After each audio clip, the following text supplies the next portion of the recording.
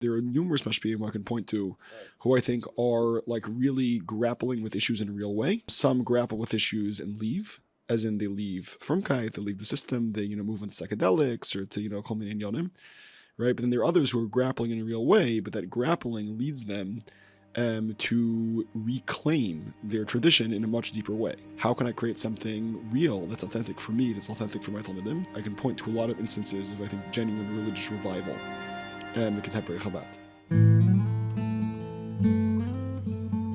Welcome to Homesick for Lubavitch, a podcast where we explore Lubavitch identity in the year 2024. My name is Bentzi Afson, and I will be your host. Let's begin.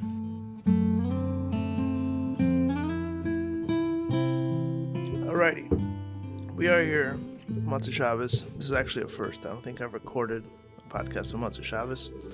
So good luck to you. Good luck to everybody listening, even though you'll be listening on a Sunday or whichever day. But may the inspiration of Motzei Shabbos filter in through the airwaves or earphones with which you're listening. I'm sitting here with Rabbi Elisha Pearl. Are you a rabbi? Yeah, I have smicha. I don't know if I call myself a rabbi. It depends on the context. In this context, I think I'm functioning as Alicia, not as rabbi. There are plenty of people who don't have smicha and call themselves a rabbi. So, I suppose technically a rabbi at least. But Elisha Pearl. I'm sitting here with Elisha Pearl, who is the author of the book Make Peace, which is a book about the Rebbe Shitta on Shleimus Haaretz. Mm-hmm. Is that the correct way of describing it? Sure. Yeah. Meaning that's the Hasidic way of describing it. The English way of describing it would be a strategic guide to lasting peace in Israel based on the Rebbe's teachings. Yes. There's different registers we could speak in. Yeah, I'd like to get to it. I did read the book when it came out. So I read, I think, all of it, or at least maybe besides the appendices. But I read all the main body of the book. I don't remember all the details, of course. Okay, but you got the general impression. There's Shimo. The general impression, and I don't know if this is a conversation to like go into the details of it, but I think the kind of the approach and the how one attempts to reconcile the Rebbe's view of it with quote unquote down to earth reality or geopolitics or real politic, which I think you do in the book. You talk a lot about real politic and stuff like that. That to me is just an example in a way. It's a very vibrant example and a very relevant example today, or at least maybe a little bit less today, but certainly last year was much more in the what people were talking about. Right. So I'm just saying that. Last year it's what people were talking about, but it's very, very much relevant to what's going on the ground. We're recording this a week after the fall of Syria. Right. And, I've also been zeicha to live for the past 2 years in Gush Etzion, in the Har Yehuda. Right. So it's very, very relevant to what's going on the ground. You sign off the book from Gush. Yes, exactly. Yeah. I think I signed off from the Judean hills. But Siddur Dach gets signed off as a Gush Etzion. Oh, okay. Shmuley told me. My cousin Shmuley Afton said that you were in Gush, and then in the book it's Judean Hills. I like that. That was a nice troll. It's not trolling; it's asserting our right to the land. No, but you're writing a book about strategic peace in Israel. Sure. And you're writing it from. You're basically saying I'm in the place that many of you don't want me to be in. That's kind of the point. Sure. So it's like a meta comment. Yeah. A meta comment, and what we call today a troll. But that's good. I think it's a kind of. It's all a function of how you look at things, right? Meaning trolling is coming, I think, with a certain point, like a certain attempt to not take things seriously. Right here, I'm taking things seriously. I won't call it hyper real as opposed to trolling. Trolling is very serious. Yeah? I think trolling is a very serious enterprise. No, I protest on behalf of all the trolls, including myself. Professional trolls. Oh, well, you see, first of all, you could be a professional troll, which already shows you it's something serious. No, but trolling is, I think, from what I understand, is a very serious thing to basically with comedy or with strategy, getting people to reveal themselves in ways that they wouldn't otherwise. So you say a comment that kind of elicits a response. That it's being provocative in a way that kind of gets your desired effect, but like in a clever way. That's what I think it is. Got it. Okay. Being obnoxious and being aggressive is not trolling. That's just being a schmuck. Right. Right. Trolling is like you say something in a way that people like don't know what to do with it, and they kind of react to it in a way that's at once predictable and hilarious. Anyway, so no, I think I my point was that like I think because people's attention span is so kind of, or people's bandwidth is narrow and overloaded with all kinds of things going on. I think last year was more dominated by Israel, the question of Israel's survival in existential terms. I don't think people are thinking about it that way today. Okay, at least not in America. I mean, Jews in Israel think about that very much. Yes. But yes. today in America, people have moved on to the election cycle. Yes. No, and they also, I think they feel that Israel is out of the woods in the sense of like existential crisis. But whatever, we could get to that. But whether I'm right or wrong, I feel like the application of the Rebbe's insights or the Rebbe's perspective to reality or to the current day is not just limited to this one example. Right? It's a general question of how do you apply it. Is it I think we'll get to it. I don't want to shortchange you and force you to answer it on one foot. But let's begin. Let's begin with who you are. I have no idea who you are, and I've let you into my office. So I mean, that's just because I trust Shmuley. So if anything happens, it's his fault. Okay. B'chalal, I feel like I'm connected with the Avzin clan through Shmuley, through Levi, through the broader Sichslingish family. They're good people. Yeah, mamish. So who am I? I'm not sure like where to begin, where to start with that question. How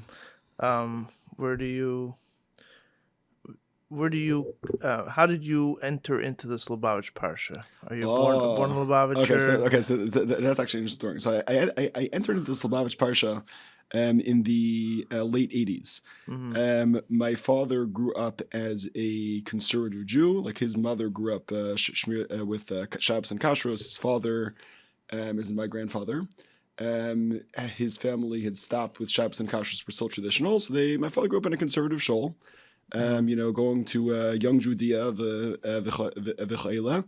but still his parents' trajectory and orientation was to raise children who would follow the American dream. So my father, following the American dream, went to Cornell University. There in the late 80s, he met Rabbi Eli and Chana Silberstein on, I believe, their first year of shlichus at Cornell University. In Ithaca. Yeah. And he was there either their first or second Baal Tshuva. Oh, really? Yeah. So that's the connection. My father was there. Then he had a job in Syracuse. So he met Yaakov Tavi Rappaport. And then he went to Handara Teira in Morristown and had the whole Baal Tshuva vibe of the late 80s and early 90s. And my mother actually met Sholem Mordechai Bashkin in the late 80s when he was for 1 year a shliach in Atlanta, Georgia, before he became a famous meat packer. Right. Yeah. Famous for other reasons too. What was that? Yeah.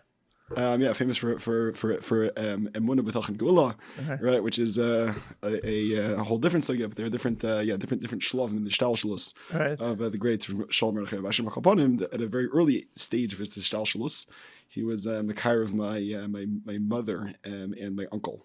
Interesting. Yeah, so that was the Chabad connection there. So you grew up in a family of Chabad Baal Tshuvas. Exactly. Yeah. Where's that?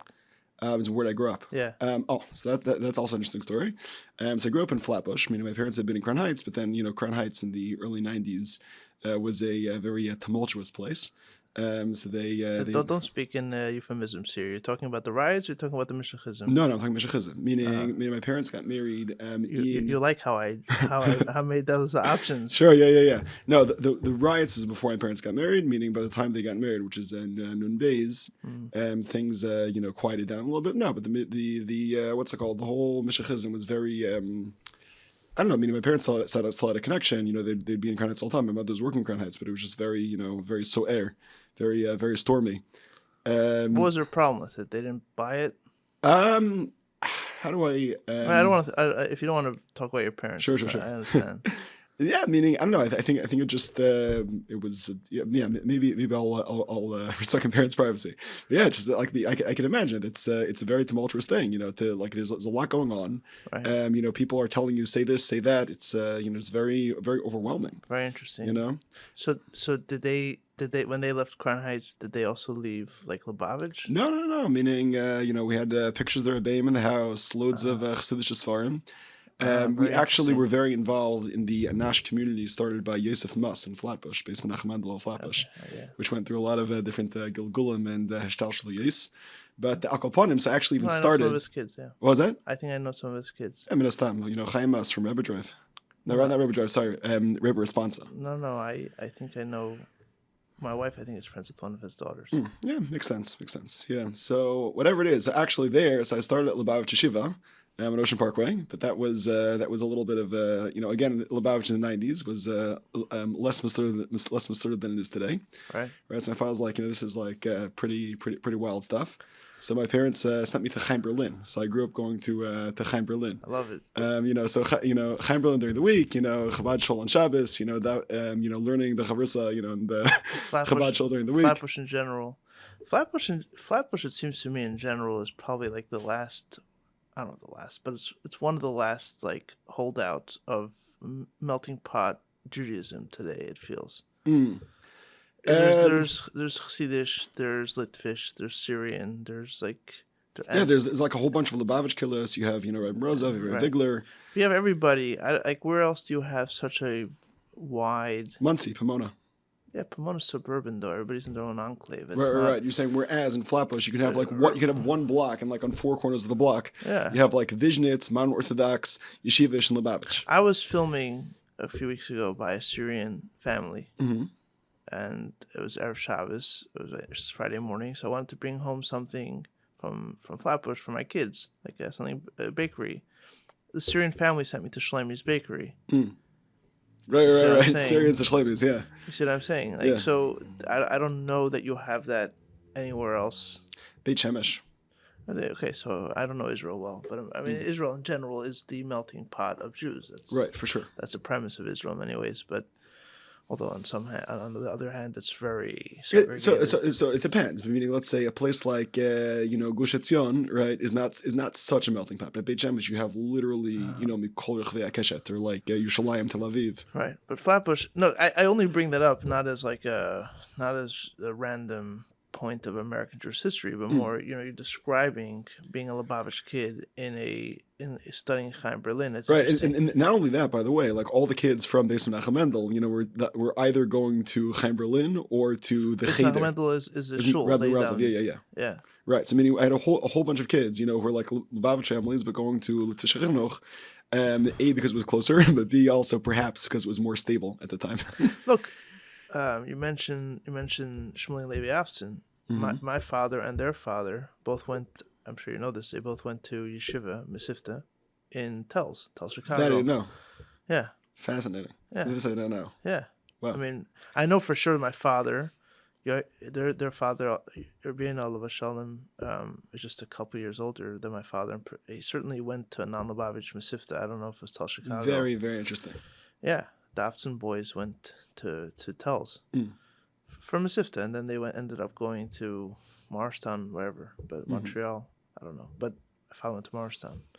But so I'm familiar with that kind of at least one generation removed from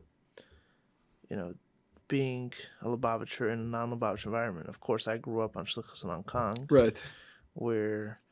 It wasn't, I wasn't studying in Chaim Berlin. I was going to Carmel school, and my friends were mostly Jewish, but not at all religious. Yeah, but radically different experience. Yeah, and I think there's and this is, I had my father on the podcast, and this is something that we spoke about at least towards the end of the podcast. When you're not, when you're surrounded by people like you. Some of the some of the most important questions are answered, or you think are answered preemptively. So you don't even ask them, like, why am I this way? Why do we do the? Because that's what everybody is. Why do we do things this way? Because that's what everybody does. It's a norm, right? So you don't even ask. But when you're surrounded by people different to you, you have to ask those questions. 100%. The people are asking those questions of you, Right? And you're othered, so you have to add. Right. I think contrast often creates depth. Yes, precisely. And then you have to grapple with those questions in a way that that forces very important answers and very important, at the very least, important thoughts and conversations, Internal conversations, external conversations. Exactly. Why are we this way when nobody around us is like us? Right? I mean, I remember as a kid asking that my parents all the time, like, why are we shluchim? Why are we this when everyone around us is not like this? Why do we do this when and you're as a kid, you're trying to make sense of the world, and when the world around you is so different to you, the questions are just in your face. Right. Although I think Hong Kong and Haredi Brooklyn are so different, because in Hong Kong the contrast is, why am I Jewish, or why am I a shliach in a sea of non-religious and non-Jewish people? Yes. Whereas in Haredi Brooklyn, I think growing up in Flatbush, where like your next door is Borough Park, Right. and then you're going into Crown Heights of Williamsburg as like close by. Yeah. It's like, why are we Lubavitch as opposed to Babov, as opposed to Litvish? Why do we follow these minhagim, where the Litvish kids in class are following different things? And there's almost a certain, I think, like fascinating tunnel vision that you get with the kaleidoscope of different Jewish options, and there's almost like, I think, a narcissism of small differences that develops in these hyper variegated Haredi communities, which is on the one hand a beautiful thing, but on the other hand also a myopic thing. I think you think that because you grew up around them. Yeah. Like you think there's small differences because you grew up around them, and it's true. It's true. At the end of the day, you keep Shulchan Aruch, you believe in, your Ikrim are the same, and there's a lot more in common. To use that kind of platitude, there's a lot more in common than there is differences. But a Lubavitcher growing up in Crown Heights does not feel that it's small differences. They think it's all differences. Radical differences. Okay. Yes. Yes. I mean, that is... Look, I mean, not to oversimplify and not to speak for other people, I don't assume stupidity on behalf of everyone that I disagree with. There are a lot of smart people that think things that I don't believe in or I don't think are right. Or that, but like when you the whole Mashiach thing is the ultimate, in many ways, identity question. Like, because it basically... When you say the Mashiach thing, clarify, meaning Mashiachism... The Rebbe's Mashiach, right? The Rebbe's Mashiach, as a fact, basically says, okay, so this is where Judaism is heading. There's only one like, possible option. Yes, and it's very specific. That does segregate you. That's not... I mean, if you believe that, that's not a small difference. That's an everything difference. Now, you could say, once Mashiach comes, then all Jews will accept that person as Mashiach, and then we'll all be the same. Right. But until that happens, you're talking about the most fundamental difference. Right? Because there's no room. I hear that. There's no room for option B. Yeah, I mean, I think... I think that's in many ways for people that are more skeptical or don't agree with that at all, including myself. That's always the hesitation about it. Like you are taking a massive. This is the ultimate radical move of Jewish belief. Right, because you're deciding who Mashiach is. Yeah, there's no way out. Like you're putting all your chips on the table, and there's no way out. There's no way out. Because there's no space for something else. Okay, but I think on a certain level, it's all theoretical until it happens. Meaning you're asserting that this is the case and you're pushing in that direction. But at the end of the day, they're engaged in Torah mitzvahs, you're engaged in Torah mitzvahs. I think that the rhetoric of denigrating or othering other sects of Judaism is, in my opinion, in my experience, I think it's something of a fringe in Lubavitch. I think the mainstream of Lubavitch today is generally very accepting of other Jewish groups. There is a certain degree of elitism, right? But in terms of like accepting and embracing other Jewish groups, I think that's pretty common. I think that's only because the rhetoric, like you said, you use the word rhetoric. Mm-hmm. A lot of these ideas, and we don't have to focus on Mashiach because I know like that just it ticks people off one way or another. Mm-hmm. Although it should be discussed, I just don't want to. I want to talk about it there. I don't want to talk about it like as a spectator. I would want to talk, directly and let someone lay out the case. But it has become more and more rhetorical, right? And so, yes. Explain. What do you mean? Well, what you're saying means that there's no room for anything else. Mm. But at the same time, what you're arguing is that in reality, there's room for other people. For sure. Okay, that means that there's a split, in my view, between what you're saying. You're because it's not said as a theory. It's not said as a hypothetical. It's not said as an aspiration. It's said as a fact. So if you're saying it as a fact, how is there room for anything else? Okay, but I don't think that's the mainstream focus in Chinuch and Chabad Meises today. I mean, I guess as a because it becomes more rhetorical. It becomes something that you just say without realizing the underlying or the attendant things, the attendant consequences of the yes, belief, or correct. Of the assertion. Correct. You're making an assertion. As it becomes more and more rhetorical, as opposed to like, it becomes like something that you say, and that's what rhetoric is. Very often, rhetoric is when we call something rhetoric, it's like it's words that have become detached from their implications. Okay. So maybe I That's guess how you meant. No. So maybe as a brief aside, so I've in the wake of writing this book, I've been going on a little bit of a book tour, which has been a lot of fun. But one positive outcome, at least for me, is getting to go around to Chabad Yeshivas all around this point the Northeast, but Bez Hashem, of course, the next few weeks and months, the United States, right? And I would say the overwhelming, sense I'm getting in, where Chabad and Meises are holding today, and meaning I'm now 31, so I've gotten to see a lot of evolution. But I would say like today, like they're being mechanech kids in a, let's say, a very Chassidish way. And let's say, every Yom Kippur is a big deal, Farbrengen for Yudal Kislev, and all that. But it's more, the chinuch is that they're being mechanech kids, and that we're Chassidim of the Rebbe, we're hyper in to the Rebbe's and Yonim. But it's more that we're about bringing Mashiach, we're hyper into the Rebbe's and Yonim, and but it's not placing the let's say messianic fervor that was characteristic of the late nuns front and center. That's very much, I think, been sublimated into we're Chassidim of the Rebbe, we're bringing the Gula, we're doing the Rebbe's and Yonim, and perhaps there's a I don't know, I think a much more suderdik, orderly, tukendik, one could say, way of doing that than the chaotic energy, which I think was much more present, and which I myself experienced in my childhood running around 770. Right. This week's episode is brought to you by This World is a Garden, a new film and concert production by Yuvla Media. Based on the Rebbe's first talk, Basi Legani, the production tells the story of the Chabad vision lasting over 300 years, to see this world as God sees it, as His garden. Combining beautiful cinematography with a live performance of a string quartet, This World is a Garden is a meditation on hope and holding on to a vision as time passes by. This production is now available to be shown at your Chabad house and community.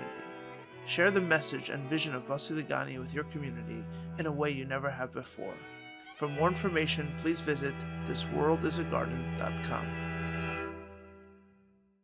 I'm not arguing that everybody's full of crap. Okay. That's not my argument. My argument is that this specific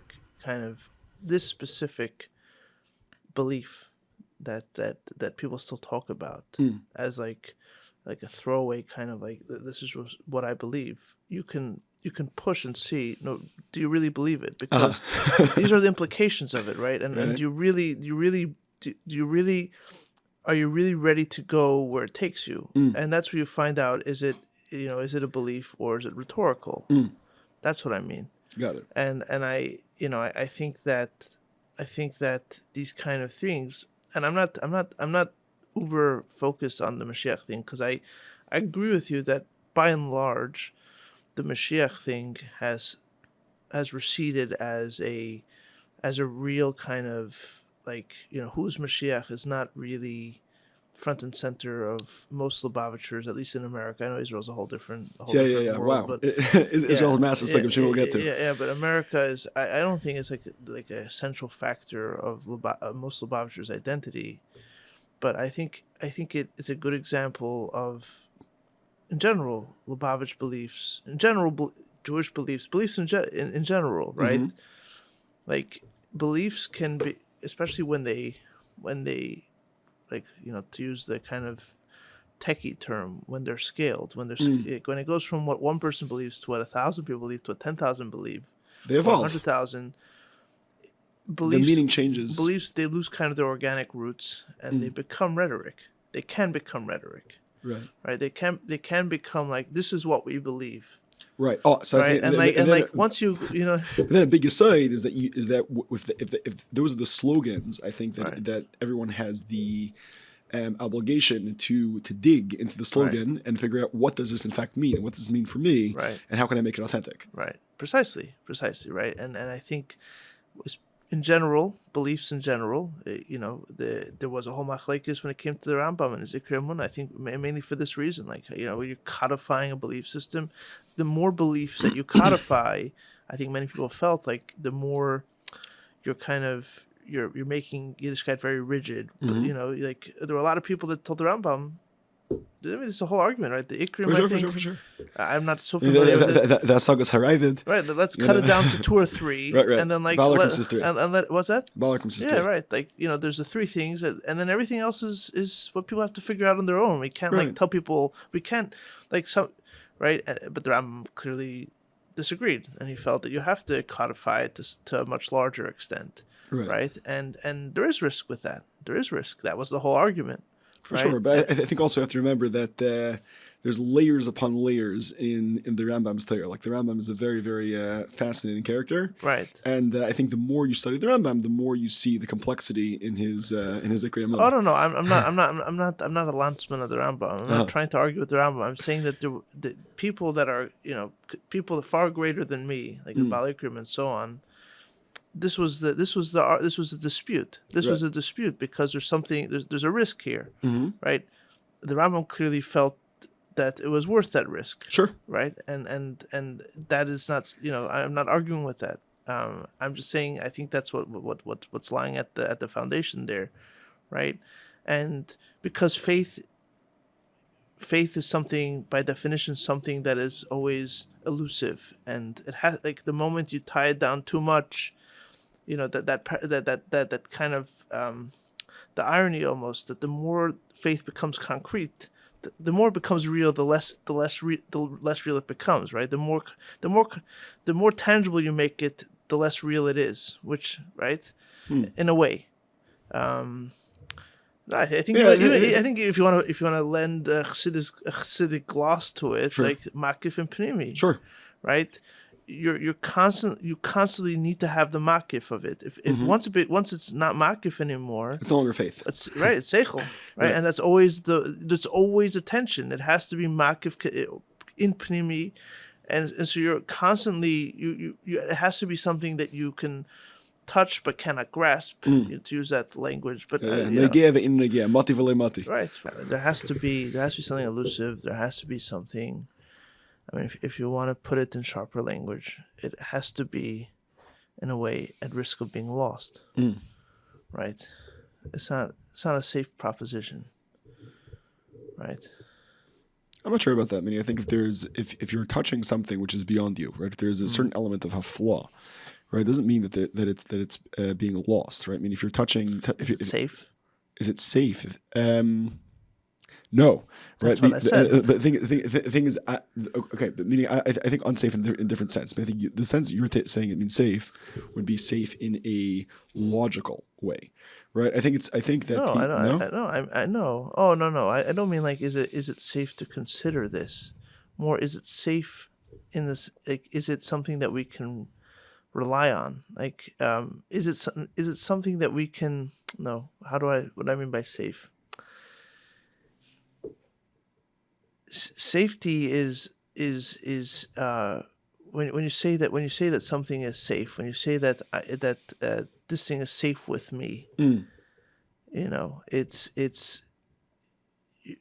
there's a certainty to Surety, it, a sure. surety to it, right? And I think by definition, faith doesn't have that. I don't know. Meaning, I guess. Let me maybe push back on that point. Sure, I find it fascinating. We're going from from Eretz Yisrael to Flatbush to the epistemology of religion. Be that as it may. Okay, so some epistemology and what's Shabbos. Either that's a good idea, or it's a very makiftic conversation. What? No, it's good. It's good. So yes, it's maybe to jump in, right? So I think that a good way to look at faith propositions is the inimitable line of quoted in Shotrei Vash, quoted in Sheish Tzatfila, Parak Test, and quoted by the Rebbe again and again. Right, Ani mispal das zatinik. Right, I mean, there's a lot of complex philosophy out there, but I pray as a child. Right, so I think when it comes to, let's say, in Emunah and the Eibishter, right, meaning you can learn the Mittel Rebbe Shar Emunah, and all the good books. Right, but there's a certain element where you want to relate to these inyanim as a child, right? Meaning, okay, so you're talking about the Pintele. You're talking about the Emunah Pshuta of Yidden. Okay, I'm not talking about that, because that is an innate. That is at least how Chassidus describes it. That is an innate connection, an innate faith that a Jew has. Sure, but I'm saying, I think even on an experiential level, right? Meaning, I think at least for me, like I try to go through there. I think there's different layers of the psyche, but like I try to go through life, almost in a certain childish sense. Fair, but I'm not. But fair, and I'm not making fun. I'm not mocking that part of it. That's in many ways, that is the whole part of Chassidus, is that instead of thinking of the Emunah Pshuta as like the b'diavad of Yiddishkeit, in many ways that's the l'chatchila of Yiddishkeit. Like halavai, after everything else that you do, you come up to the level of the Yid with the Pashut Emunah, right? But ultimately, the whole enterprise of Chassidus, all the books of Chassidus, is based on the understanding that you cannot operate on that alone. People have minds that wander. People have minds that engage with the world, engage with the stuff around them, right, and the ideas around them, and you have to grapple with your mind and with your psyche. You have to grapple with faith, for sure, right? And that's what I'm talking about. That faith that you're constantly trying to kind of boil down to some words and some sentences and say, okay, this is what I believe, and this is what my faith is about. In a way, the moment you try to capture it, what you're left with is a bag of air, because what you're trying to capture is not capturable, right? Sure. Although and that's what I mean by not safe. Okay. So I think that Chassidus Chabad is functioning in a very different way than Chakira, than Jewish philosophy. Okay. Right. I mean, I think if you go, let's say, to the Mar Nevuchim, for example, right, you're going to see strong philosophical arguments, right, relative to a certain framework for God's existence. Right. You're going to see rational explanations for why you should engage in Torah mitzvahs. Right. Responses to theodicy, right, to the problem of evil. I think if you go to Chassidus Chabad is much less interested in engaging in philosophical proofs, and almost takes a lot of things for granted.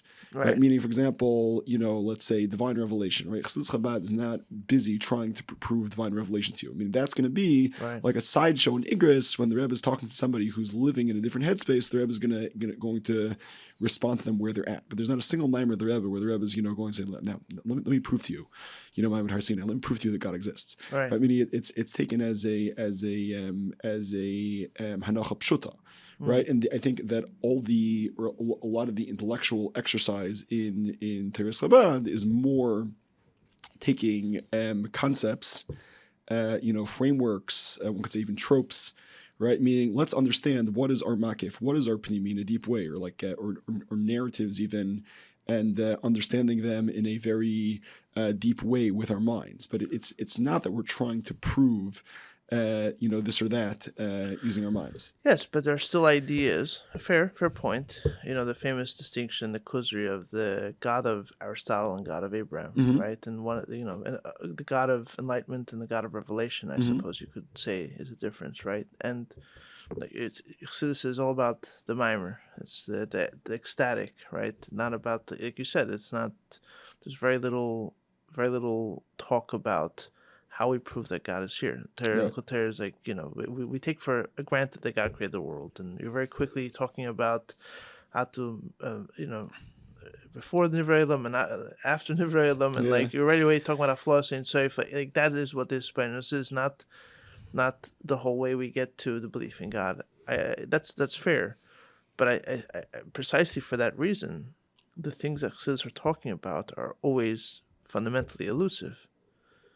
Right? They are based on something that we accept as a truth about the Yid, that the Yid has that emunah, and that we believe about ourselves that we have that emunah.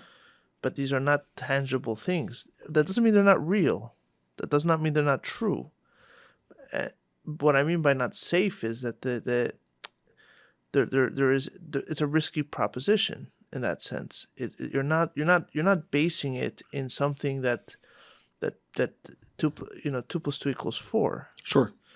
Even though it's just as real as 2 plus 2 equals 4, but it's not as tangible. It's when you lose it, or when you're in that moment of darkness, you cannot reassure yourself with, I don't know, 2 plus 2 is 4. It's 4, right? Right. Although I would say, I think the only philosophical argument that Chassidus makes is the argument for Achas Hashem. Right, that's the one point that the Alter Rebbe wants to drive home on a philosophical level. Bittul Elam is. Yeah. Bittul Elam is right, but you have to first believe that there's a God. I hear, but that's not. I wouldn't like the philosopher. If for the philosopher to even begin entering that conversation, you're talking about like their whole. No. Meaning, I'm referring to I believe Shaykh of the Monoperik Beis. The argument about. Yeah, again, but that you have to believe in God. No. So I think it's like this, right? Meaning we have a world here, right? Does the world necessarily exist, right? So most people, and necessarily exist means, does it have to exist? Does it have to be here, right? Does it have to be the case that you and I are sitting here having this conversation right now, right? So most philosophers would say no, the world does not necessarily exist, right? So the question is, what grounds that existence? Right, and then the response would be that there needs to be some metaphysical principle which is grounding that existence. So the Alter was trying to tell you that the world does not or trying to bring you philosophically the fact that the world does not necessarily exist, right? And therefore there must be something grounding that existence. And what is that thing? The thing is the one, or the Eibishter. Meaning to the extent that philosophers of the so-called rationalist school, were busy proving that the world that the one exists, and so that's Yesod Musad. The Alter Rebbe is arguing, in other words, with people who believe in God but don't believe in miracles. No, I think like interventionism. No, I think in right there he's trying to just tell you that there is the one, right? He's also talking about the idea of his havas b'chol rega, that there's radical contingency. The world is radically contingent and needs God to exist. Right. But the point is, I would say that there are plenty of philosophers, both of old and contemporary philosophers who are very busy proving mathematically that the only thing that exists is the one. It's a very, very counterintuitive proposition, but meaning actually a mentor of mine who I was able to study by for several years, Dr. Rabbi Aaron Siegel of Hebrew U, has a whole 360-page mathematical proof to explain that the one is the one, right? But I think that's the one philosophical argument that Chassidus is making. But then from there, meaning we take most things as a but lay out the distinction to me. What do you mean by why is that more philosophical? You're saying because he's using logic? Yeah, he's trying to give you a logical argument. In most cases, there is no logical argument, to explain to you that, let's say this week's parasha, right, that we speak about the idea of, the 8 kings, right? So in Kabbalah, what do the 8 kings symbolize? They symbolize the spheres of Tayu, right? And whatever the serious third, the last king is Tikkun, whatever the case may be, right? But there's no philosophical proof, right, which brings you to that to the fact that archetypal framework in fact is manifesting or did manifest in our reality, right? There's no philosophical proof laid out to prove to you that Mashiach will one day come, right, and turn this world into a garden, right? Yes. So that remind me that Rebbe in Perek Beis Shayachut V'Emunah is basically saying that he brings a raya from Kriyas Yamsuf, right? Mm-hmm. That if the Eibusher would cease to hold the water up as a wall, it would go back to being a river. Right. Is a raya that the world is radically contingent, meaning it does not need to exist on its own, and the Eibusher needs to have a b'chol rega v'rega. There are no presuppositions. There are no Chassidic presuppositions there.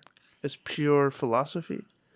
I think that on a philosophical level, right? Meaning there's a what does a philosopher argue? There's a fundamental question, right? Is the world necessary or is the world contingent, right? So one of the classical philosophical arguments for God's existence is the claim that there needs to be some necessary being. This is in philosophy school, the ontological argument, right? Then you'll have arguments ahin, arguments aher, meaning a whole machlik. Meaning this is really I would say the machlekes between what we call the empiricists and the rationalists, right? The empiricists are people who look at the world as it is. They look at experience and start from there.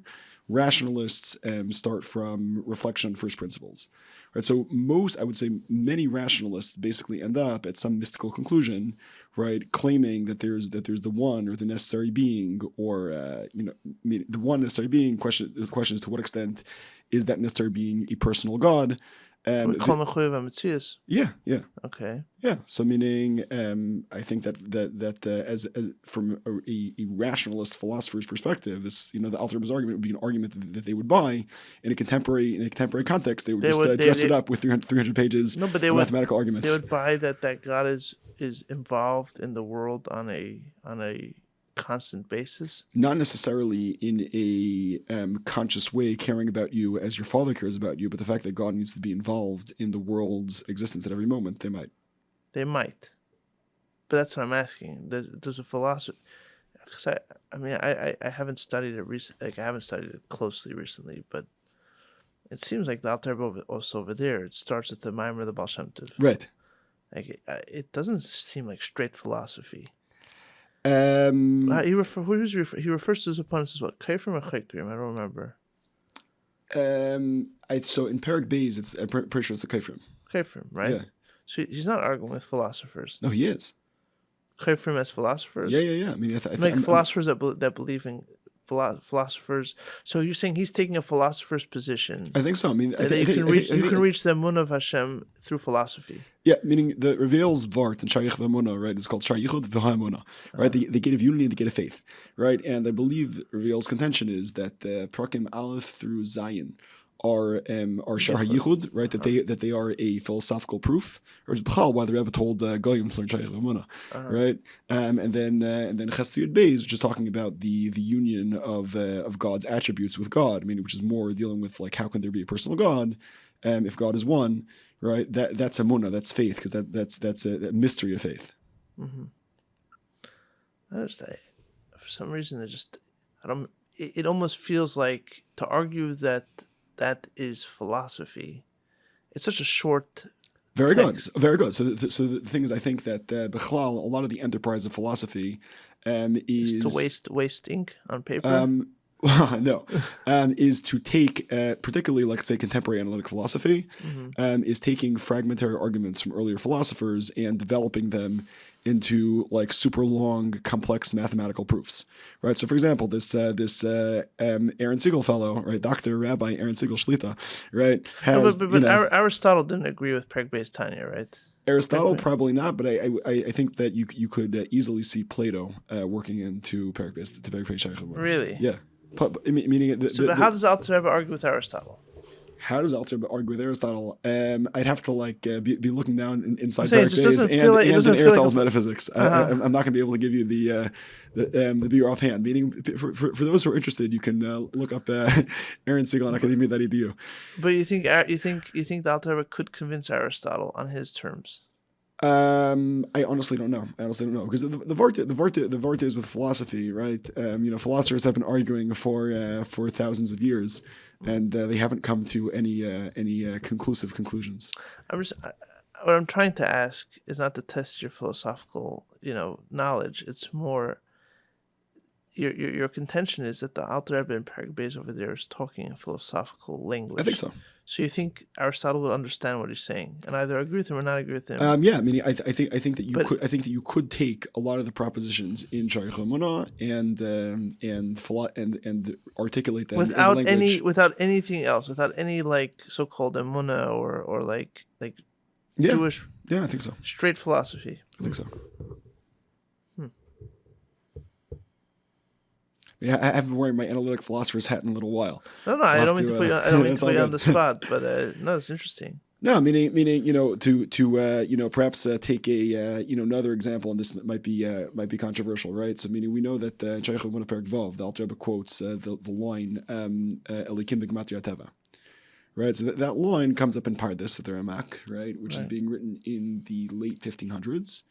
Right, it's quoted again in Yeshivas Chachma, also late 1500s. Right. But Spinoza, right, who did study Kabbalah, just FYI, right, uses that line, right, of Elikim Oteva in the famous Latin line Deus Sive Natura, right, and then in his whole the whole thesis of the ethics, right, which is his at least the first shar is his book on philosophy.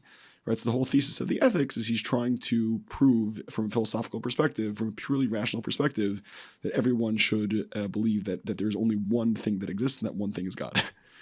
Mm-hmm. Right, so this philosophical enterprise has been going on, meaning certainly since the times of Plato, probably before, right, proving that there's only one thing that fundamentally exists, and that thing is God.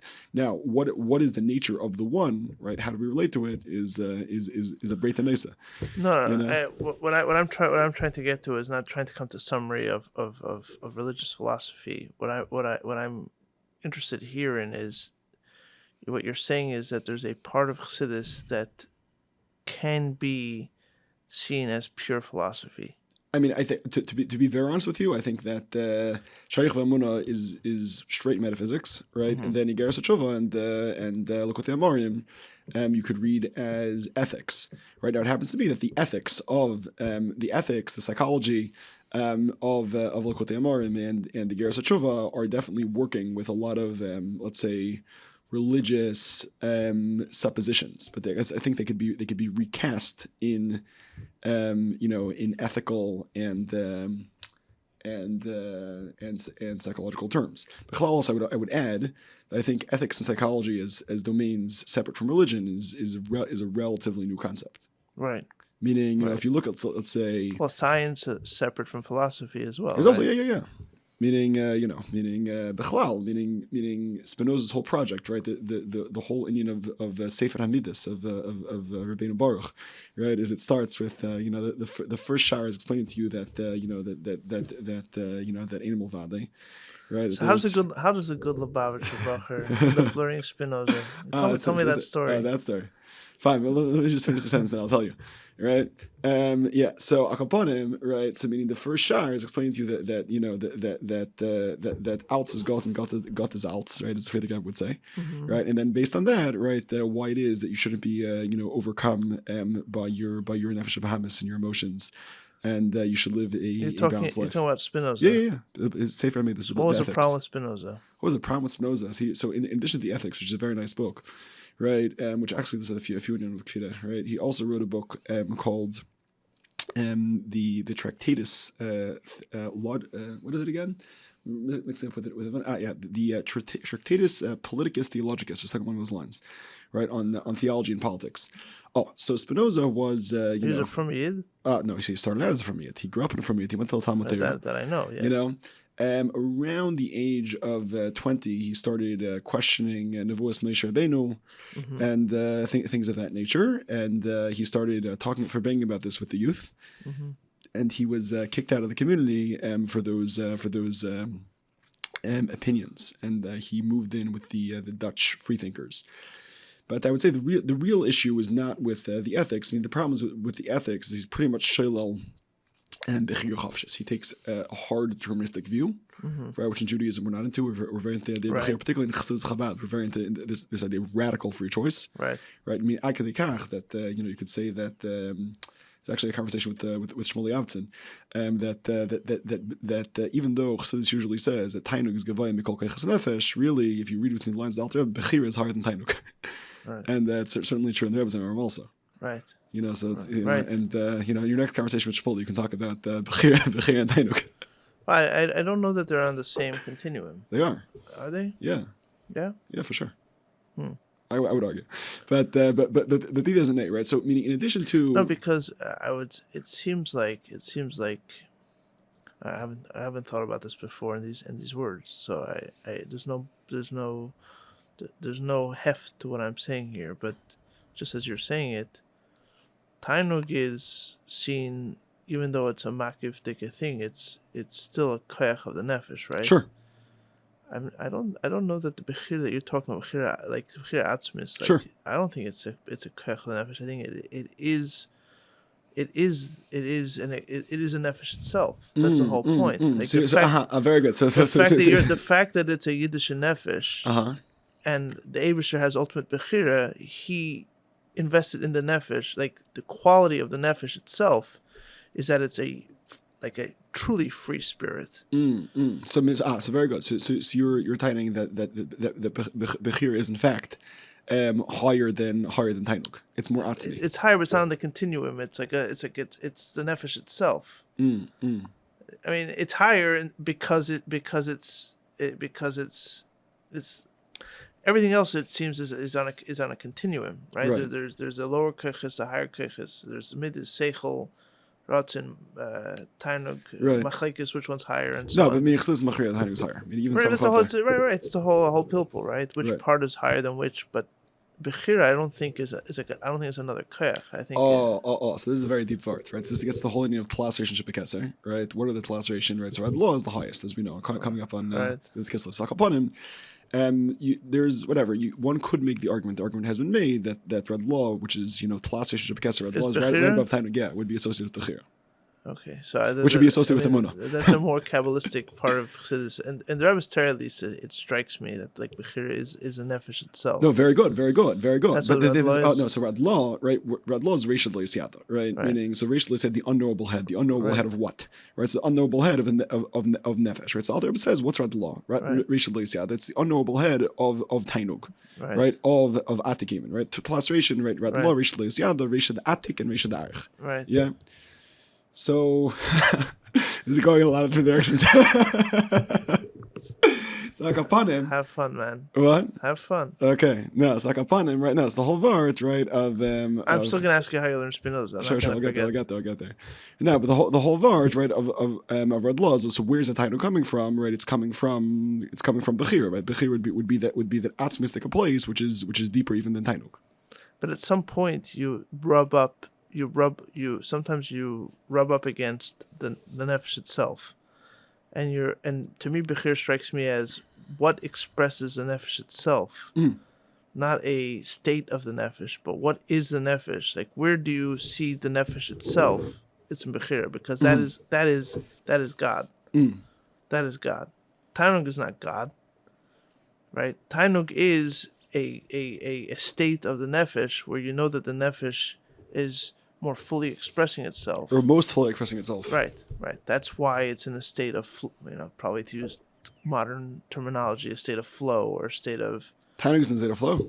No, I'm saying similar in the sense. So when one is in a state of flow, one is in a state of Tainug, you're arguing. Yes. There's because everything's in sync. Like everything is working. Right. There's nothing is being jammed up. That's the problem with Ratzin. The problem with Ratzin is very often fighting up against something, exactly, which is why it's not as fully expressive as Tainug, right? But Bechira I haven't understood it as another expression of the nefesh. No, very good. But meaning the word be it's Red Law, it's racial siyada, the unknowable beginning, right? It's the unknowable beginning from where everything else is flowing, right? Which would be. Okay, so at some point you're no longer on a continuum of koiches. Okay, at some point you are. This is what it is. Yeah. Right. I would think. Yeah. Meaning, I would have to, There's categories. Right. There's like these are all keiches, and then within the keiches there are subcategories, and then there's another thing which is this is it. Right. So identifying bechira with nefesh. Yeah, I mean that definitely sounds plausible. Whatever. That's my attempt at being a maskil for tonight. That's geschmack. Homesick for Lubavitch is brought to you by Yuvla Media, a boutique video production company servicing the Chabad and Jewish community. Since opening 10 years ago, Yuvla Media has pushed the boundaries of artistic and thoughtful storytelling in the community, with an insistence on there always being a memorable story as well as a beautiful and striking visual image that we believe is second to none. Over the years, we have worked with Chabad organizations around the country, as well as large organizations like Boni Olam, Torah Masora, and Atzalathon, guided by the belief that your story is absolutely worth telling with depth and creativity. If you are looking to tell your story with a video, please reach out to us at hello@yuvlamedia.com. Again, that is hello@yuvlamedia.com. A link can be found in the show notes. And now, back to the podcast. Let's go back to how a nice little Lubavitcher boy is learning Spinoza. Okay. How did fine. that happen? How did that happen? Okay, so there were a few more steps, right, between Chaim Berlin and Spinoza. As a Lubavitcher, I'm convinced that every Chaim Berliner ends up learning Spinoza. It's actually quite striking that first of all, it's actually not the case, but it is very striking. I spent a lot of time hanging out in Yeshivas, and there are a lot of people who I think walk around with Emunah Pshuta there, and like they're like they're doing great, Right? And like I think with like a certain like Emunah Pshuta, which is almost like more naive and childish than what's usually on offer in Lubavitch. But that said, like one thing that I found very striking about hanging out in in Lakewood and Yeshivas Chevron is in the Haredi Chevron. You learned in Lakewood? I hung out in Lakewood. I didn't learn in Lakewood, but I have a tendency to hang out in places. But be that as it may, yeah, I did find there were a lot of guys who are like struggling with Emunah in like very, very serious ways, and I think that More than Lubavitch? I think that Chabad is like offers so much more color. Chassidus Chabad offers like so much more depth and color and philosophically interesting sources to look at. Whereas in the Lubavitcher Welt, very often you have very, very limited philosophical palette to choose from, and you're basically studying Gemara all day. What about right? Monorthodox? Oh, Monorthodoxy. That's No, I'm saying I'm not trying to like pick on a group. So I'm just saying, is it a Litvischer thing or is it a Lubavitch thing? I think that at least in my experience, I think that Chassidus Chabad just offers something very, very philosophically rich. You know, I mean, I think in the like I've seen in the Dati Leumi world, the religious Zionist world. There's perhaps Sort of Cook world. No, so the Dati Leumi world is very, very diverse. Like the same way you have the Chassidus world, right? You have that Dati Leumi world.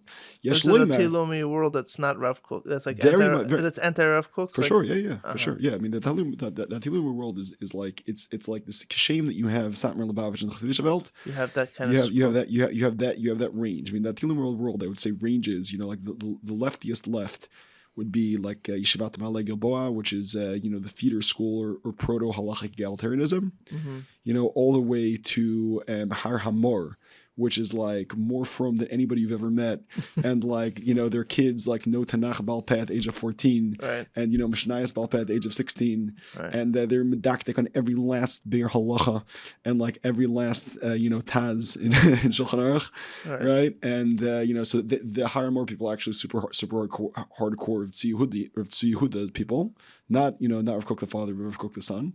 Meaning even Rav Kook the father might be too radical for them in some senses. Too radical religiously, in terms of the things he was thinking about, the poetry he was writing. It's too open, you're saying? Yeah.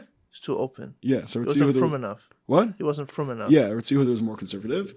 But then even the Tilui world, you have those who, reject Rav Kook as something of a false prophet, and they're moving in a much more Hasidic direction. But like literally, you have guys there who like know the Gans Mitzvah B'Shar Yichud, all 54 prokem and are being misplained in the whole Mitzvah B'Shar Yichud. Really? Yeah, for sure. In the Dati Leumi world. Zicher. Yeah. They're learning Chassidus, Yeah. like hardcore stuff. Majorly. Like, Siddur Dach, Samachay, Samchlav. Seriously. Yeah, straight up. Who are they learning it from? So there's different characters, meaning I think Moshe Shilat was very helpful in that regard. Meaning he started, I think, around 12 years ago, a program which brought Torah Chabad of Yeshivot. But he used that in the Dati Leumi world, there's like very serious, very who's rigorous. teaching it to them? Who's teaching these texts to them? So first of all, there's a guy in Kfar Chabad named Rabbi Elisha Pearl, who wrote, I don't know if you've seen Derech Mitzachah before. No. Okay, so there's they put out Gans Derech Mitzachah, a beer on all Derech Mitzachah, which is very, very good, very gross. Derech Mitzachah is more accessible than the Derech Mitzachah is pretty Kabbalistic.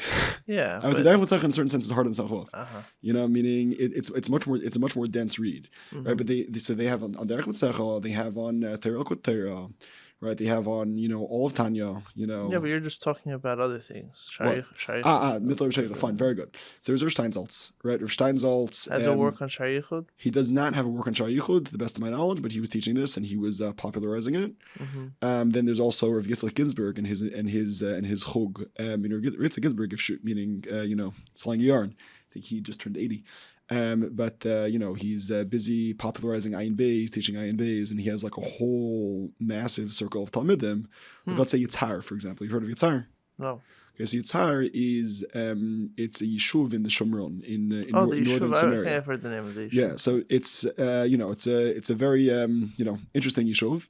They have their three yeshivas, right? One is a Meshachist yellow flag place, and the other one is a Dati Leumi Klal Chassidi, and the other one is a Ginsburg yeshiva, right? But the Dati Leumi Klal Chassidi and the Ginsburg yeshiva are both mushpam of Yitzchak Ginsburg, and they're sitting learning serious Chabad text, Fascinating. And then you have what's it called, Yeshivat Torah Chayim in I forget exactly where it is. It wasn't Gush Katif. They moved somewhere to the Shomron.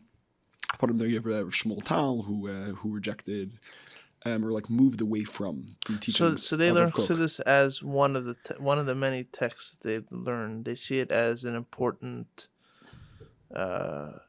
supplement or no. So it's not Lubavitchers. So it depends who. Meaning, so let's say there's a place called Yeshivat Otniel, right, which is south of Hebron, Durum Har Hebron. So they have their mashpia named Rav Pitayanagar, right. And he says, he has this very cute line. He says, it's Dati Leumi. Yeah. He says, Ani Chassid Chabad, Ani Lo Chabadnik. Right, which is that he, is busy with Ayin Beis. So he's more Lubavitch, he's more Chabad than Lubavitchers, is what he's trying to say. No, what does he mean, Ani Chassid Chabad? It means to say that he is learning Chassidus in a serious way. He's trying to recreate, to manifest the texts of Chassidus Chabad. But Hulo Chabadnik in that, the what's it called? The motif of his kashrus, let's say, is not a big thing by him. That he's not having a upbringing on Yudal Kislev. That he's not. He's trying to take the ideology without the identity.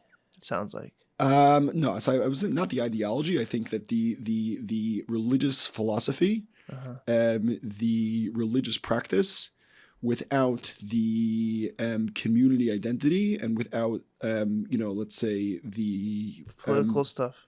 Political stuff, or without a lot of the social dimensions which emerge in the Shvi. Right. I mean, so there's a Shvi part of it for sure. No, which is why I would not say they don't learn the Zamar. No, but I know, but so that's what I was about to get to. I don't know so much that it's a split of previous Ders and Shvi. It sounds more like it's a split of Chabad and Lubavitch. Oh, okay. Let's hear your analysis of Chabad and Lubavitch. No, I don't have. It's more like Chabad is the ideas of Chassidus, right? And it's in many ways, if we want to talk about safe, it's a safe. It's safe in the sense it's all protected in the safer. It's very clean and beautiful and abstract. Right, and it comes from the mouths of tzaddikim. Sure, and it's beautiful. Right, and then Lubavitch is a culture. It's a history. It's a lived, embodied experience. There we go. Right. Like Chabad in a way you can have without Chassidim. For sure. If they're Rebbeim, say Chassidus, Chabad's there. Right. Lubavitch you can't have without Chassidim. 100%. There's no Lubavitch without Chassidim. Yeah. right? And I think the thing is that said, when it comes to Chassidim, right? I think there's so many different types of Chassidim, and there's so many different types of Chassidus cultures. So let's say something like Petiyanagar, right? He's not a Chassid, right? Right. But let's say Lamashal, right? The Ginsburg crew who are hanging out in Yitzhar, right? They're Chassidim, but they're like I think a different evolution. Along the Chabad tree, like as Chabad unfolds, right? There are different branches of Chassidim. They're having Farbrengens, right? But by them, like let's say they'll have a picture, of the Rebbe and of Ginsburg, But Mitzad Sheni, what I found Pasha hilarious, as by one of these guys' houses, and one of the Ramim at the Yeshivat Yitzhar, one of them Magid Yishir, and he's sitting reading the label Groner book Hamazkir, and like these guys, they're reading like their Shlem Chaim book and the label Groner book, and like their label Groner is not a label Groner who lived, I don't know, he was living on President Street, I think, between Schenectady and Utica, right? So their label Groner is not the real lived label Groner, It's idea label Groner. No, it's like the label Groner biography becomes reified and becomes more real than real. Exactly. It'll have an Indian label Groner.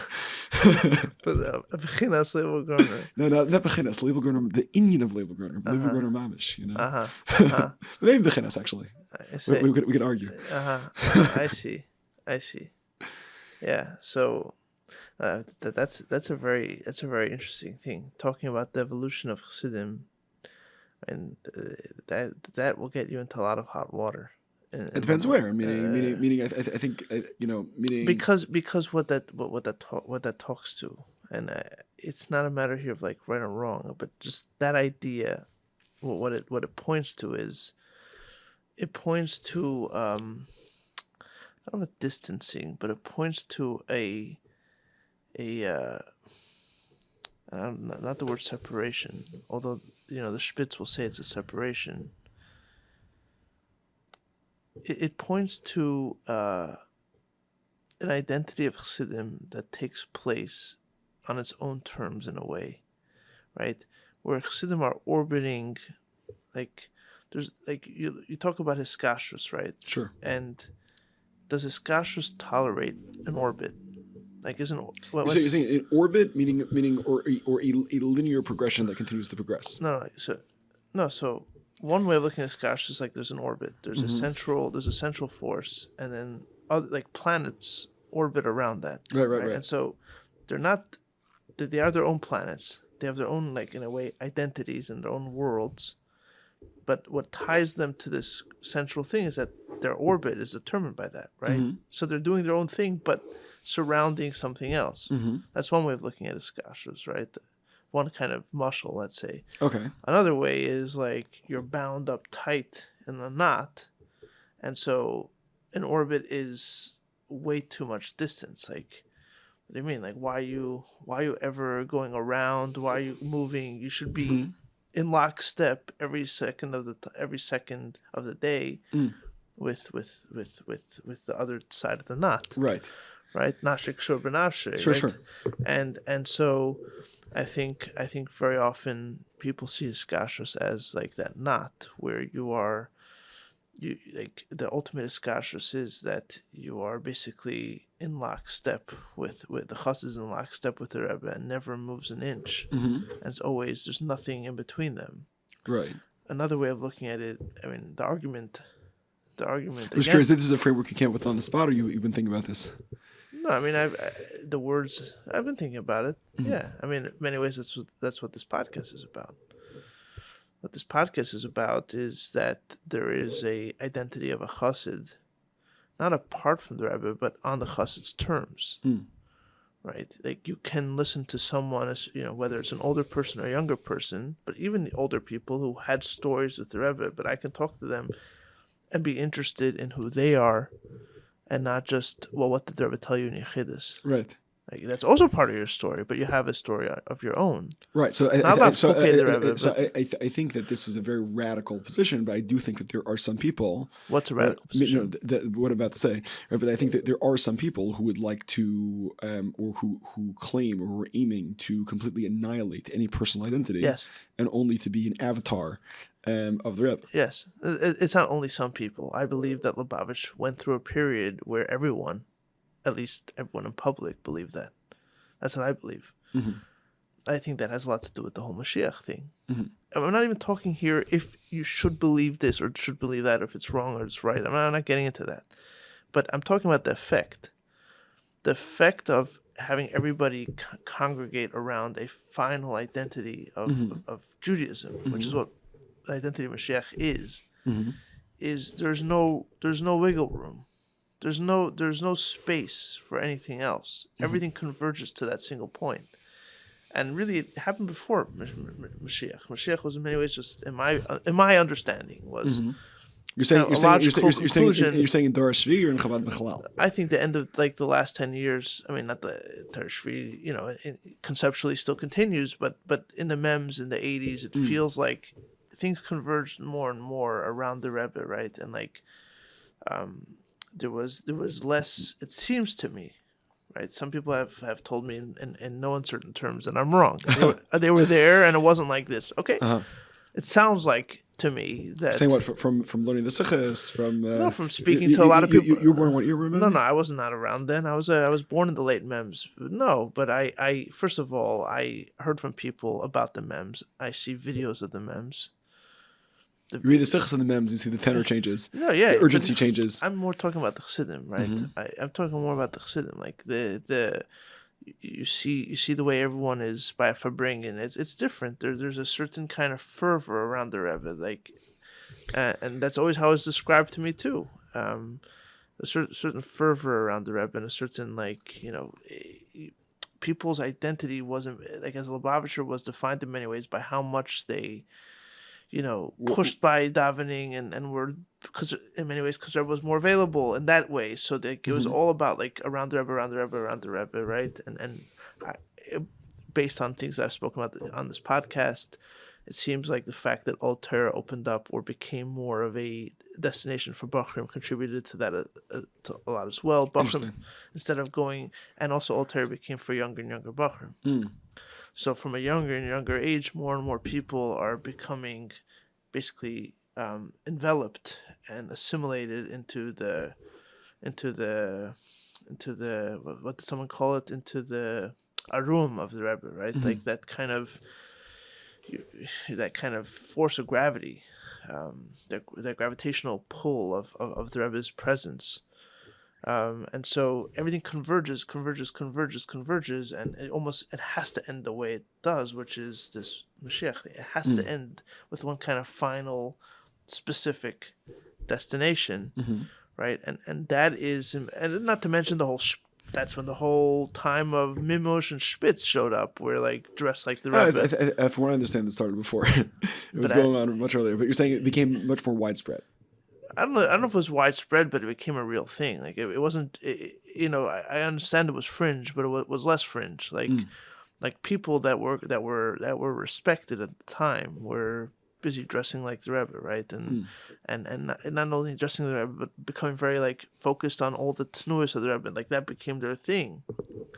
At least that's what it sounds like to me, right? And yeah, so. At least in my reading of it, his kashrus became more about being in lockstep. I mean, look, I have a lot of theories about it. Part of it, I think, has to do with what I was talking earlier. When you scale faith, when you scale identity, this is something that I was speaking to Rabbi Simon Jacobson about, and.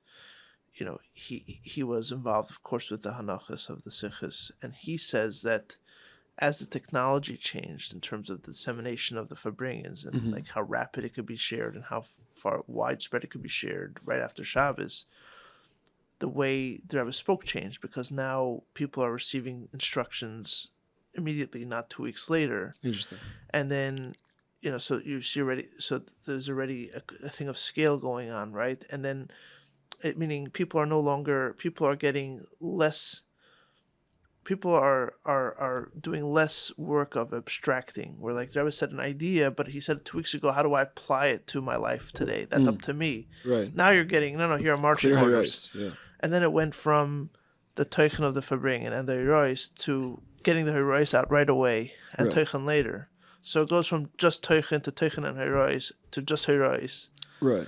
that's what happens with scale. Sure, but I would just say in terms of lockstep versus orbiting muscle, right? And we got into this whole thing talking about the Chassidus Rev Ginsburg as being another stage in the evolution Right. of Chabad, right? I mean, I think it's really a function of which Chabad sphere or which community you're hanging out in, right? Meaning, I think that let's say in Kfar Chabad, Lamashal, right? There a lot of people are engaging in a very conscious attempt to recreate what was going on in the late mems and the early nuns, Right. and for that to for that to continue interminably, and also to do that in a more perfect way, a more hyper real way Right. than it was done between Memches and the nuns. I mean, I think Bechlal, if you look at yeshivas.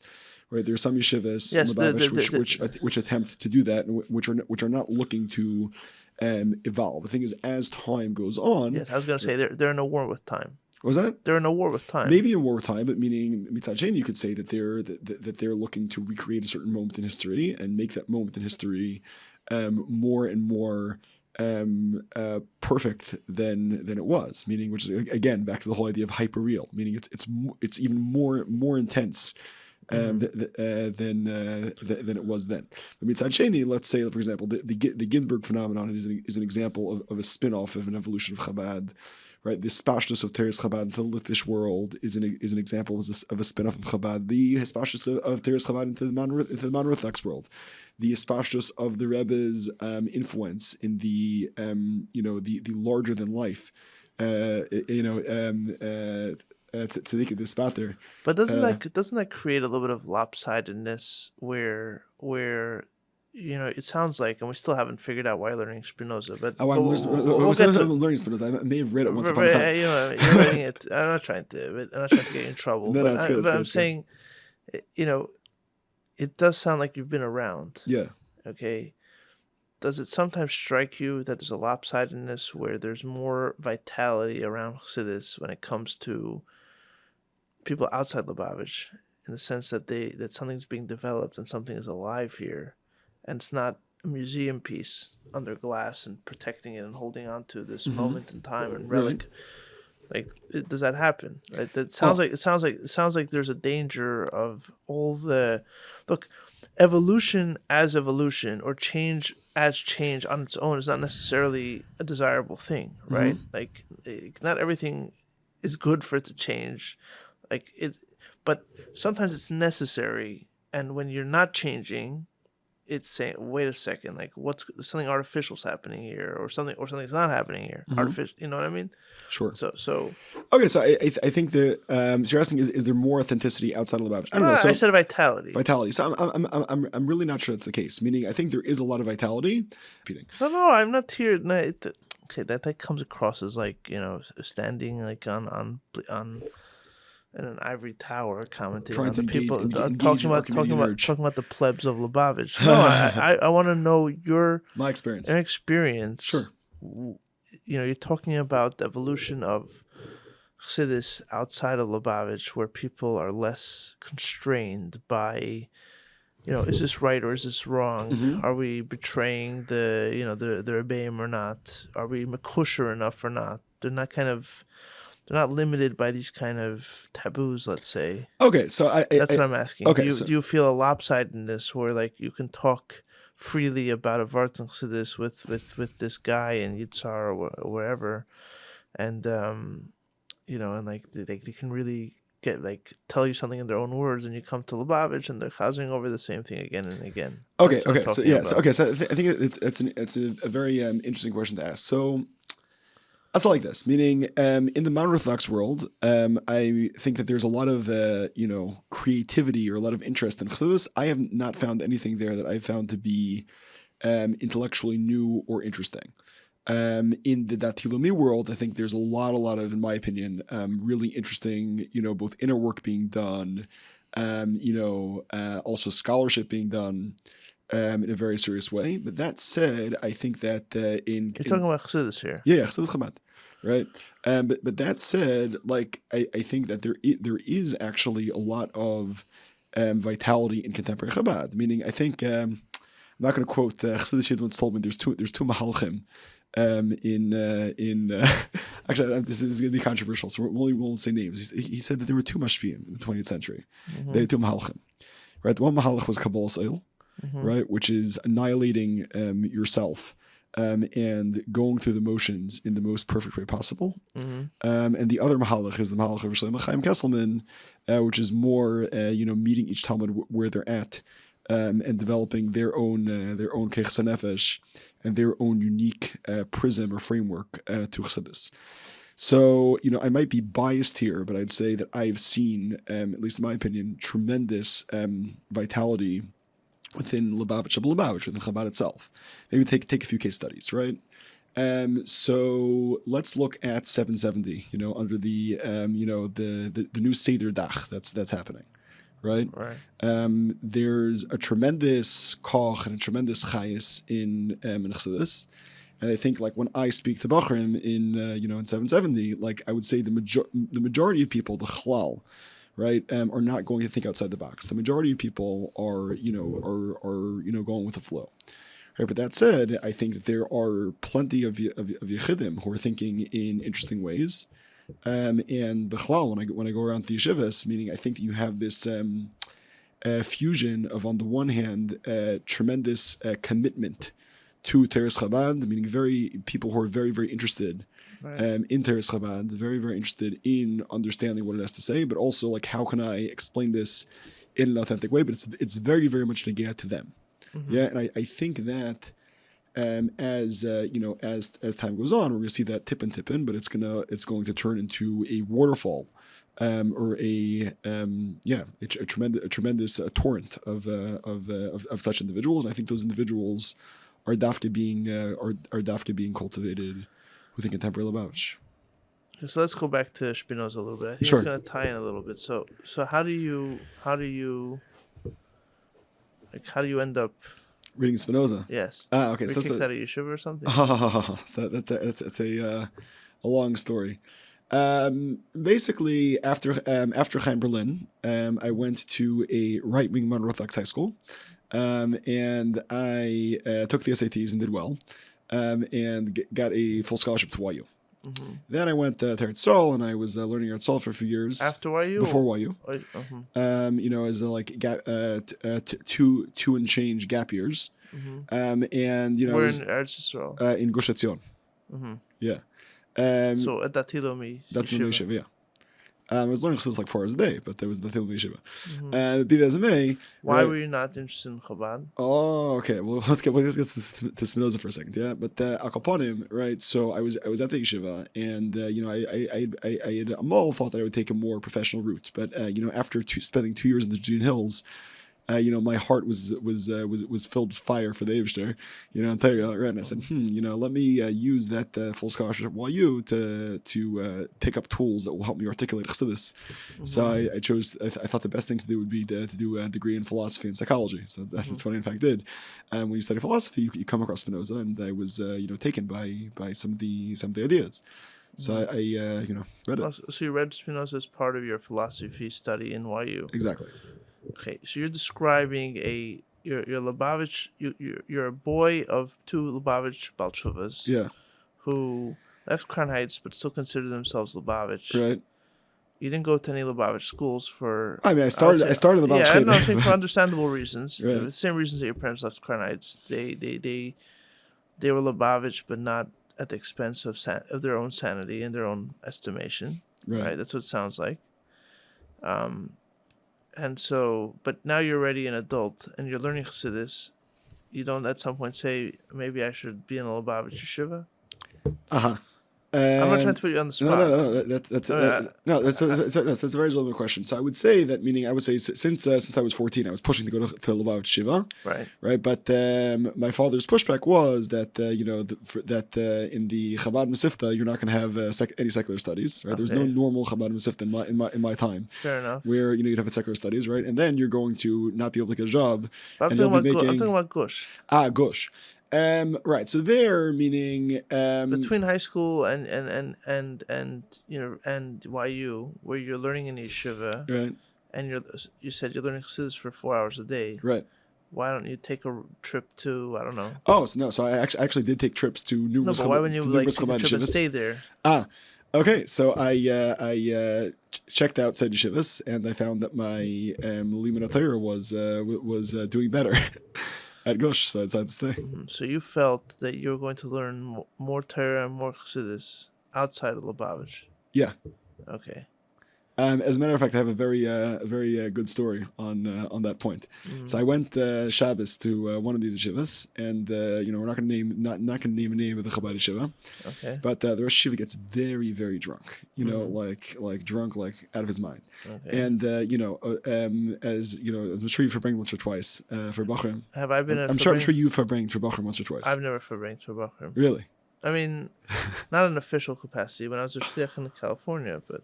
We'll have to start sending you on a tour, but I'll call upon him, right? So when you verbring for Bachrim, right, it's usually the minog to pick a carbon, yeah. So Okay. Al Capone, this guy decided to pick me as the carbon, right, for not learning in Lubavitch. It was like roasting me the entire verbringen. It was very entertaining. The next day, you probably loved it. Was that? You loved it. I thought it was very entertaining. I thought it was hilarious. Yeah. But then what's it called? The next day, he's like, "Please come to my yeshiva. I'll put you in my share." But whatever, it just didn't speak to me at that stage. And then when I was at YU, Baruch Hashem, I had a full scholarship at YU. I was sitting there, learning Torah. With, At that point, you consider yourself a Lubavitcher? Yeah, sure. Rashi, Benatayim, Chitas, Rambam, the whole thing. So you're Lubavitcher Bacher. Yeah. You're Lubavitcher Bacher, beard. Yeah. And you're learning in Gush. Yeah. Fascinating. You should know, by the way, like this is not such a. So you'd go in for Fabringen's time to time with the Pager for sure, thing, yeah. But like, very interesting. Nice. But no, like in terms of Gush itself, it's not such a strange phenomenon. I mean, because I think that as you have more and more American Balei Tshuva, but the American Balei Tshuva, for whatever reason, find that I think this is more true, let's say, 20 years ago than it is now, right? But they find that because I think Chabad has expanded so much, at least back in those days, right? They found that Chabad did not offer a good ma'aneh for their needs. Right, or the Chabad educational system, right? You have, you had plenty of full-on Lubavitchers hanging out at Yeshivat Zion in my time. Meaning, like I had a chavrusa with, a guy who was, sitting learning Samach Vav, for hours on end. Chabad Bal Tshuva, he became Bal Tshuva when he was 15, right? And for various reasons, it seemed that for him Yeshivat Zion was the best option. It was, superior to the Balei Tshuva Yeshiva on offer, and the integration ramp in the so-called FFB yeshivas, right, was a little bit steep. So culturally, so the people were like, yeah, let me learn Yeshivat Zion. You had plenty of I think you have two right now, Lubavitchers, going around with Rashi Ben Tam, Chitas Rambam, the beard, Tanya, v'chole. And you wrote this book, Make Peace, also in the Gush. Correct. One of these yeshivas. Yeah. It's fascinating. And look, it was actually started in the Sechs English office, right? It then migrated to a Chabad on campus where I was for a short visit, and then migrated to the Judean hills, and then briefly to Chabad of Hebron for like a month. But yeah, Well, look, in many ways, this basically just, points to the I don't know the word's tension, but it points to the tracks of the individual versus the community. Right?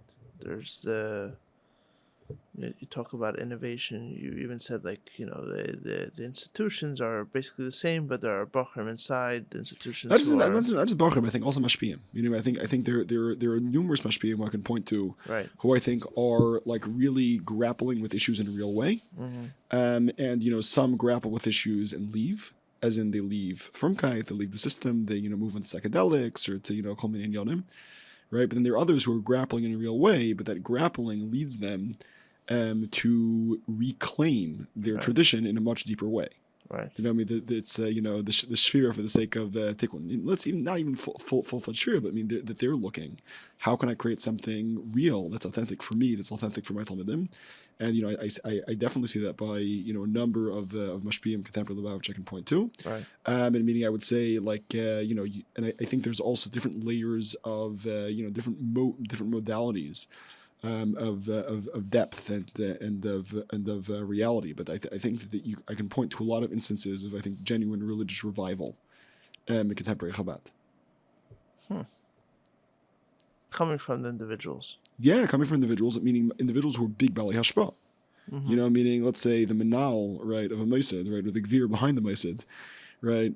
I think concrete cases, right, where they themselves are trying to create or recreate a certain ideal, but they're going about that in a very, in my opinion, authentic way, not in a way of just going on a conveyor belt. But as someone who clearly for one reason or another felt more comfortable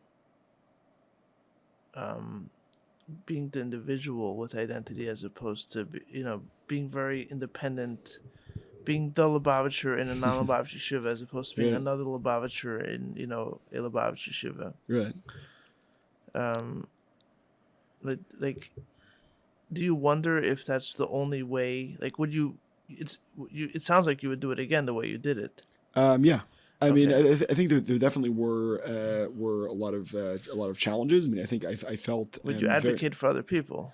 I would not advocate it for the Roiv. I think it's a very bad idea for the Roiv. I think there's a miut who it might be a good idea for. There are individuals who I know, who I can point to, who've either taken a similar path or after having gone through the system, take something of a similar path. I mean, I've even advocated to a few individuals who are looking for deeper depth, meaning I've said there's Killing Raman who's looking to enhance his his limit of Torah. So I said I have a caravan for you, in a Gevissa hilltop in Eretz Yisrael, right? Free rent. We'll get a wife. We'll get a job for your wife, and you can sit and learn Torah, b'shkida v'asmada k'meish tzarich, in a way that you will not be able to in the maelstrom of Crown Heights or in any cuddle that exists in American Lubavitch, right? But the guy's like, no, it's just not comfortable, But Bechlal, I think for the Roiv, it really wouldn't work. It would be too dissonant, too uncomfortable. I think for individuals, it could be very very positive. Yeah, I mean that it's a very interesting way of thinking about individuality, or just individual identity, right? Where, it's a theme that comes up time and again in this podcast, where it feels like, on one hand, there's a massive benefit in communal identity, and there's a need for it, right? Mm-hmm. Because to be all alone and figuring it out on your own every step of the way is a very tiring. It's a big burden for people, right? Yeah, it's very very intellectually and emotionally exhausting and painful even. Right, it's very painful, yes. And there's a reason why communities form. There's a reason why people come together. There's the Rebbe spoke about dark Chassidus and the camaraderie of people. It's very important. For sure. On the other hand, Lahore, by the way, when I was at YU, it came out every Shabbos to spend the Crown Heights. I understand, but it's not the same, right? It's not the same as being. It's not just about location. It's about Immersion. It's about ambition. It's about direction. The choices, right? On the other hand, there is, whether it's for you or somebody else. So somebody told me to read Sefer Zionism, the fifth Rebbe. Yes, and that's all about individuals kind of living on their own. Yeah. And being mafshit it's their abanon afilu. What's that? Being mafshit it's their abanon. They're basically going at the forest, being a pashto yid. No, but even the people who I forget the name of the people who decided that they have to go into their kind of gullus and go work with their hands and nobody knows who they are. Yeah. So they're living with other people, but not people that know them.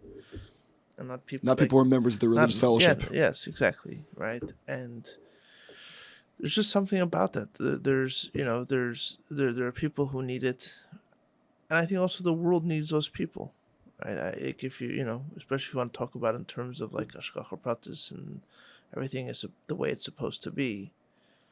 The world needs people who kind of go off on their own ways and ask questions that other people aren't ready to ask or don't feel a need to ask or don't want to deal with.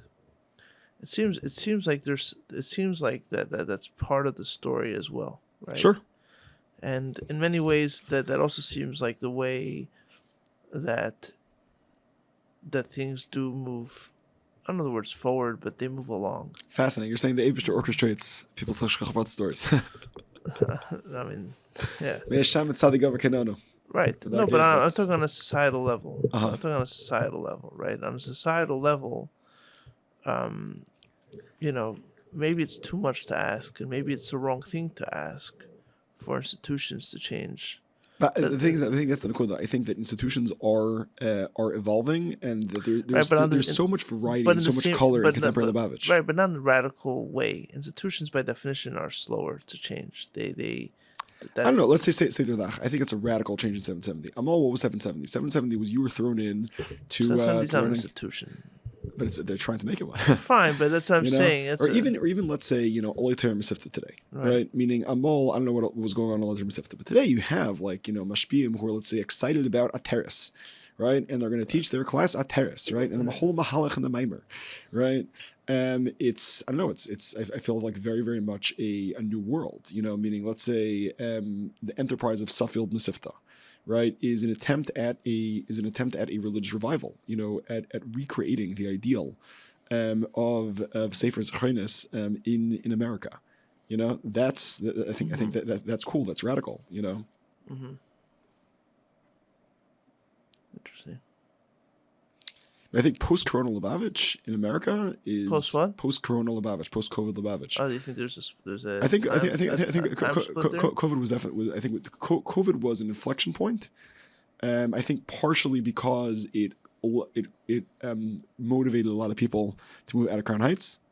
Like I don't know, you say look for example at the flourishing now of the Philadelphia community where we're sitting right now.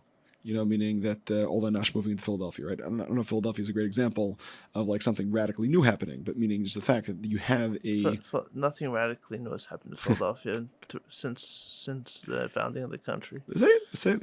But Lumberzagen, let's say now the community in Kingston, right? I mean, I think there's so much happening, or that it could be that a lot of this is just a function of the birth rate and there being more Lubavitchers around. Since but I think I don't know. I think post COVID, like people are just free to think in new ways. Mm-hmm. Mm-hmm. Yeah, but I can't help but think that a lot of those changes are driven by individuals who don't feel like they fit in, or have questions, or have ideas, and they push. Sure, I mean, I think they have ideas, they have passion, but I don't know if they feel like they don't fit in.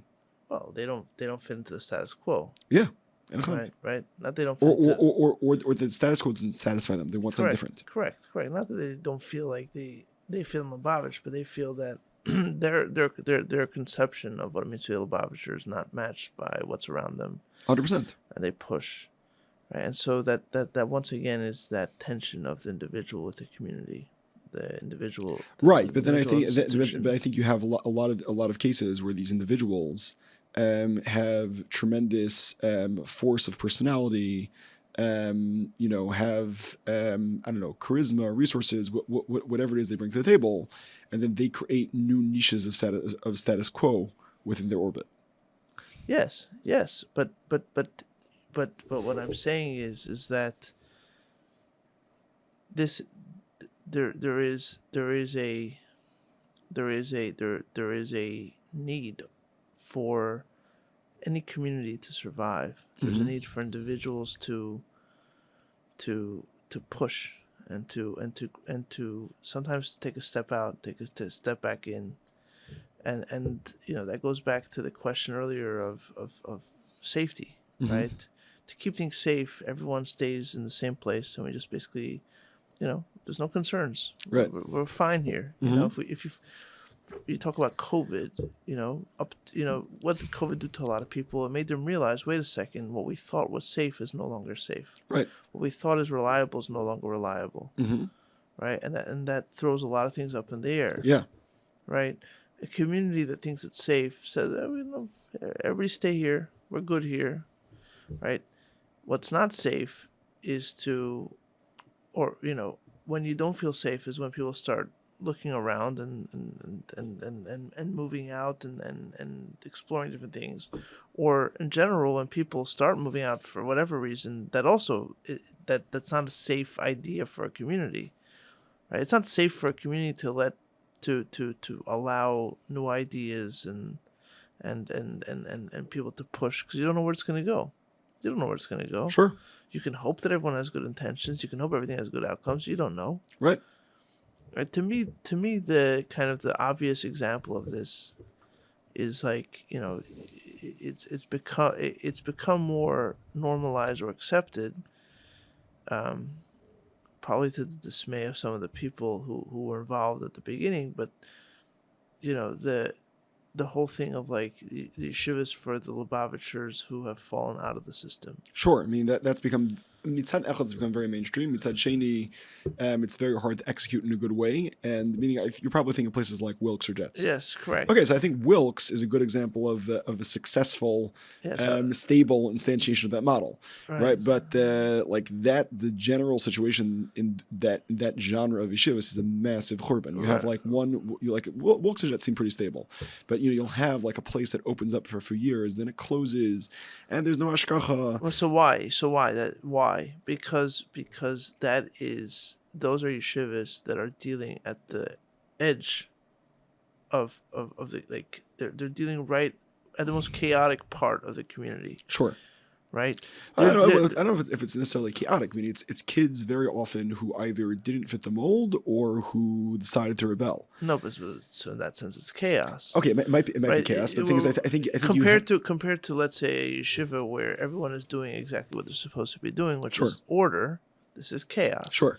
You don't know where these bachrim are going to go. You don't know what they care to do. You don't know what they're up to. You don't know what they're in 5 years or 10 years, what do they want what do they want to be? Who do they want to be with? Right. What's their life plans? You have no idea. That's chaotic for a community. Sure. That doesn't mean that all these people on an individual level are messed up, chaotic people. That's not my point. But on a communal level, that's introducing a lot of chaos. Mm-hmm. Right. And, one of the reasons, for example, Lahavdil, one of the reasons the prison system in the United States is set up the way it is because they used to have prisoners out in the open doing different jobs for the community. And then people were like, we don't want to see these people anymore. Are you referring to Foucault? Foucault? No. No, I'm talking about the history of the prison system. Got it. The history of the prison system is... Foucault has a whole I think it's trilogy, a whole set of story, Crime and Punish, where he goes to the stalshes of prison. But I literally, I'm talking about the literal history of the prison system in America was that they originally had the prison people doing jobs, for the community and doing something useful. As opposed to just sitting in a cell. Yeah. And then the people in the law-abiding citizens said, we don't want to see these people. These people, a lot of them look dangerous. It's chaos. It's the personification of chaos. It's scary. Right. Let's lock them up behind the wall, out of sight, out of mind. Right. Right. That's one of the reasons why, famously, Yiddishkeit doesn't believe in prisons. That's not how we deal with people. We don't just lock them up. It happens to be that Yiddishkeit does have a prison in special cases. But yes, fair. But that is a temporary situation, right? It's like if you don't know what to do with this person and you don't have to punish them and they're in imminent danger, you lock them up. It's not a system. It's a stopgap. Yes, it's a stopgap measure, and it's an allowance until you figure out what to do. But as a system, and I'm not trying to advocate for Jewish law here. What I'm saying is that, because I live in America, what I'm saying is that because Yiddishkeit doesn't believe in warehousing people, right, and so society likes to get rid of chaos. Right. I mean, one could argue that the whole Indian of school is an Indian of warehousing people. Most of my kids are homeschooled. I would agree with you. But in general, society has done this. Look, the history, for example, of Nida is the same thing, by the way. Sure. They used to put all women In a tent outside the camp. Yes, correct. Right. And this wasn't just a Jewish thing. This Sure, was sure, this sure. was a cultural Yeah, thing. it's still done in Africa, by the way. Yes. Okay. There you go. So, but the Ramban, I think, quotes Hevel it. Pio Mazik. I think the Yeah. Ramban quotes it as like something that other people did, right? And so, my point is that there's always this temptation for communities to, something's going on that we don't understand. That's a bit scary. Let's move it to the corner and warehouse it until we. Right, and so a community does that as well. Childhood. Right, so Adolescence. Right, so a community does that with change. Like when you see like these kind of troubled boys, and I say that in quotation marks, guys that aren't fitting to the yeshiva system. What people are scared of is they're not scared of the individual per se. They're not scared of this boy. They're scared of the chaos that he represents. Like what happens to our community? Like what does it look like? A yeshiva where a bacher shaved. But back in the day, that was a big deal. Maybe today a lot of people. Today it's still a big deal. No, halavai. That's the extent of the transgression. The end of their issues. Yeah. Right. But now it's like No, but like today, if somebody shaves, right? Meaning the moment that they show up with like their trimmed beard, all their friends are talking about it. Did you see? Yes, but I'm talking about. But you know what I mean? Like now you're talking about Shabbos. You're talking about living with a girl and so on. Sure. Okay, things that are very real. Halachic transgressions. Yes, and people freak out. What does it say about our community if all these kind of lines are being crossed, right? Being transgressed? And I'm not trying to minimize it. What I'm saying is that there's that these yeshivas are dealing with the chaos that exists outside the order that communities like to have. Right, there's the manicured lawns of suburbia, and then there's the rough and tumble of urban America, right? And people like suburbia; they like peace and quiet, right? And so, besides Shani, that's mishageh a lot of kids and a lot of adolescents. Okay, so that's what I'm saying. And, I'm giving an example of where we see this, this impulse of a community to say, okay, these people belong on the outside, and okay, so but you can. They were talking about frumkeit and so on, but even in ideas, right? Like even people that look the part and are part of the system and aren't, they're not being sent to these yeshivas, right? There's still a need for chaos. The world needs some chaos. 100%. Right? That's what I'm trying to say. Oh, you used to tell you became the tickle. Correct. And I told you earlier, like I was learning Torah this morning, and Yaakov and Esav is precisely that confrontation. Confrontation of tikkun and toyu. Vayigdul ha'arim samachei is like the locus classicus. What's that? Vayigdul ha'arim samachei. Yes, correct. But I don't believe I learned it a long time ago. That is more if you want to learn about tikkun and toyu. If you want to learn about brotherhood, the archetypes. Okay. Yes. If you want to learn about tikkun and toyu as as the topography of seder shtalshlus and the kind of the alternate maps of tikkun and toyu, that's where to go. Right? If you want to learn about brotherhood, the story of brotherhood and the story of order and chaos as seen as archetypes of brotherhood. Torah is where you want to go. Okay, and one of the nekudas of Torah of this week's Torah Vayishlach is that Yaakov understands that Esav is coming from a much wilder place than he is.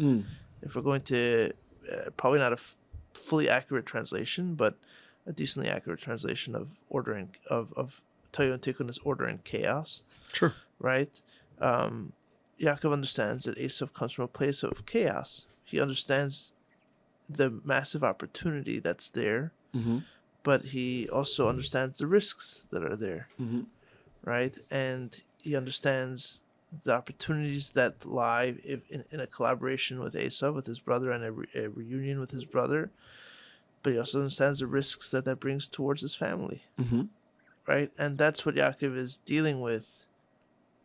as he prepares to meet Esav, this inevitable meeting with Esav, with his brother, right? And one of the ideas there is that the korbanos that Yaakov brings, that Yaakov sends to Esav, are not kosher animals, and they're all alive. So, in a sense, pushing past all the typical boundaries of korbanos, right? And the Alter explains, because we're talking over there in Makifin, where later on when the Torah is given, korbanos have to be done in a very mesukindika way. Everything has to be orderly, and to do otherwise is forbidden. But Yaakov is desperate to meet Esav and to transform Esav on his plane, which is a place of chaos, which is what brotherhood is. Now, the question is... So you're saying brotherhood is meeting chaos and embracing the chaos? Brotherhood is understanding that you're in it together, even with... you're saying even with the chaotic brother. Even at the cost of... Hagam that you're crazy. Hagam that you're chaotic. Hagam that you're... I think by definition, every brother is crazy. In the sense that... Everyone's crazy. I don't know. No, in the sense that... My brother's not crazy. No, but my brothers are. In the sense that brotherhood joins you together with another person, and to quote, all the demented French philosophers, the other is what the other is terror or something like another person. By definition, when you get real about it, the otherness of someone else is chaos, right? The fact is that there's another person that has a very different way of looking at things than you do. Right, because they're different in this and Shabbos. That's chaos for you. That's chaos for you. If you're not able to integrate it, that's a vard. That's my point. It's fundamentally chaos. It's fundamentally it fundamentally asks questions of you, right? Because this is someone. So what a lot of people like to do is they like to say, okay, if you're not exactly like me, I can't tolerate you. Right. What you're doing when you say that is you're basically saying, I can only accept you on my terms. That's the opposite of brotherhood. Sure. Brotherhood is I accept you on your terms. The thing is, I think though, for a community that wants to perpetuate, that has a certain protective value. Okay, but my point, fair. That's what I've been saying earlier. I understand why institutions have a certain kind of safety. And it could be the case, and I would even argue that perpetuating is a good thing.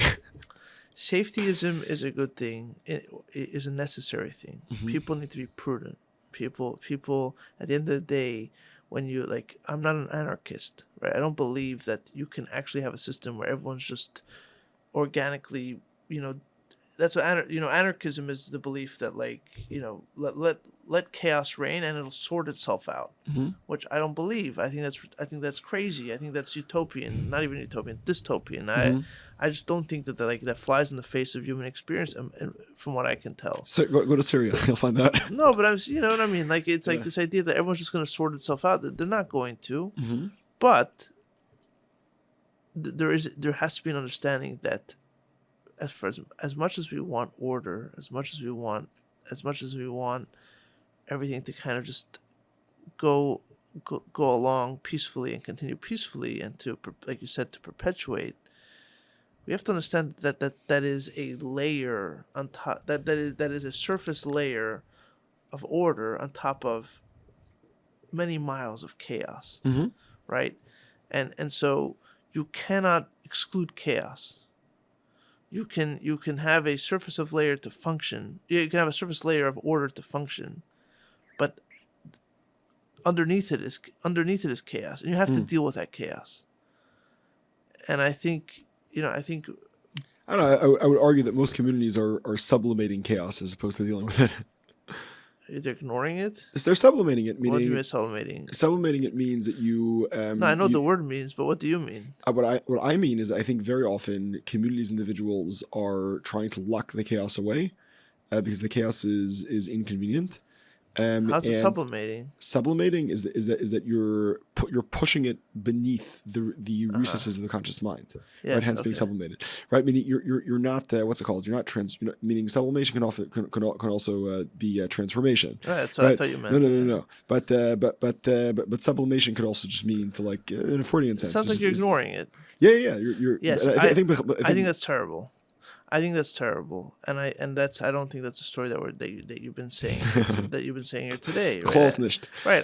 But still, I think that I don't know. It's pretty pervasive and pretty prevalent that people are submitting a lot of yes, things. because people like order. People don't like to be rattled. But my point is that ultimately it's there, right? You can make it go away if you take some special pills.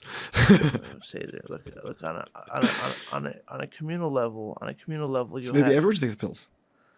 No. I think that the individuals have a lot to teach us as a community.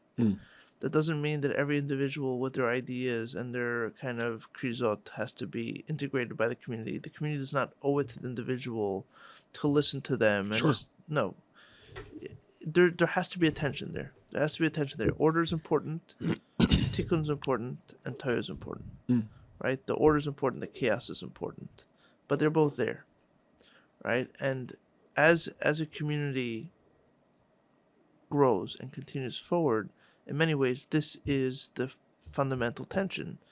It's the Ratzi V'Shuv. It's in many ways, the Toyu is the Ratzi, the understanding that there's so much more, and there's so much opportunity, and so much to be learned from the chaos around us. That order is inherently boring and stifling and terrible in that sense, right? But that's appreciation of Ratzi. The appreciation of Shuv is, if you get lost in the Ratzi, then there's no perpetuation. Chaos. You have another Vaviu, right? Ben Azai. So there needs to be both, right? Yeah. There needs to be the individuals pushing the boundaries, not because they're looking to make trouble, but because that's who they are. That's who they are, right? And they also need to be put in their place by the community. The community needs to tell them to shut up and stop, and they need to push back and say, no, you're not going to tell me to shut up, and do it anyway. And that's how things move forward. Like, in other words, I don't see that so much as a bug. I see that as a feature.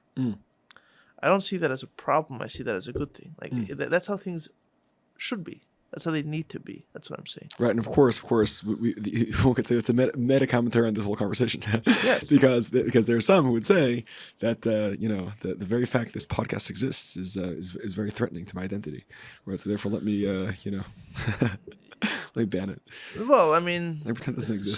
Some people, bad. Some people did feel that the podcast was up to no good by definition. Why are you talking about these kind of things? Some people still think that it's up to no good. No, my point is what you just articulated is an abstract formulation of both the podcast itself and the way people are responding to it. Yes, correct. But the thing that I have learned, or I think about more, is that it's not just wishful thinking to think that the community should welcome you with if you have questions or you're probing, to expect those people that you just referred to that push back at you, right, to expect them to welcome you with open arms is also naive. Right? They are representing an equally important part of reality. Like a lot of times people I don't want those people to not exist. Right. The people who are they provide grounding, they provide stability. Yeah, I think they're just as important, if not more important than me. You know what I mean? Like, that's how I see it. Like, I don't want to be them. Right. Okay, I'm not jealous of them. Right. I'm very happy not to be them, but I think it's very important. That's what I'm saying. I think these two things are they live in what's the word? Dialectical tension. Okay, that's just because you're an academic prick. But synchronicity, I think, is a word. So why is dialectical tension more academic than synchronicity? Because dialectical in general is smacks of Marxism. No. The whole idea of dialectic is Hegelian, not Marxist. Yeah, but Marx came after. No, Marx used Hegelian ideas. Yeah, that's what I'm saying. Hegel himself was influenced by Kabbalah. That's the whole idea of a dialectic is the kavayon or kavat and the scholars is the kavam tzai. Say there. Dialectic is the academics talking jargon. about. Yes. Anyway, I'm kidding.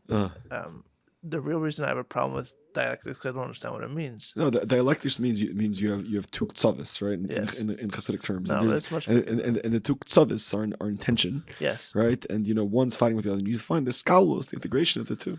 Yeah. So And that's all dialectic is. Yeah, look, we're running way over time. We haven't even gotten to your book. I'm trying to want at least include it somehow, but I think we should. We're not going to have a proper conversation about the book, but we still have to mention it. I think. Do you think you would have been able to write this book if you had grown up in the Lubavitch system?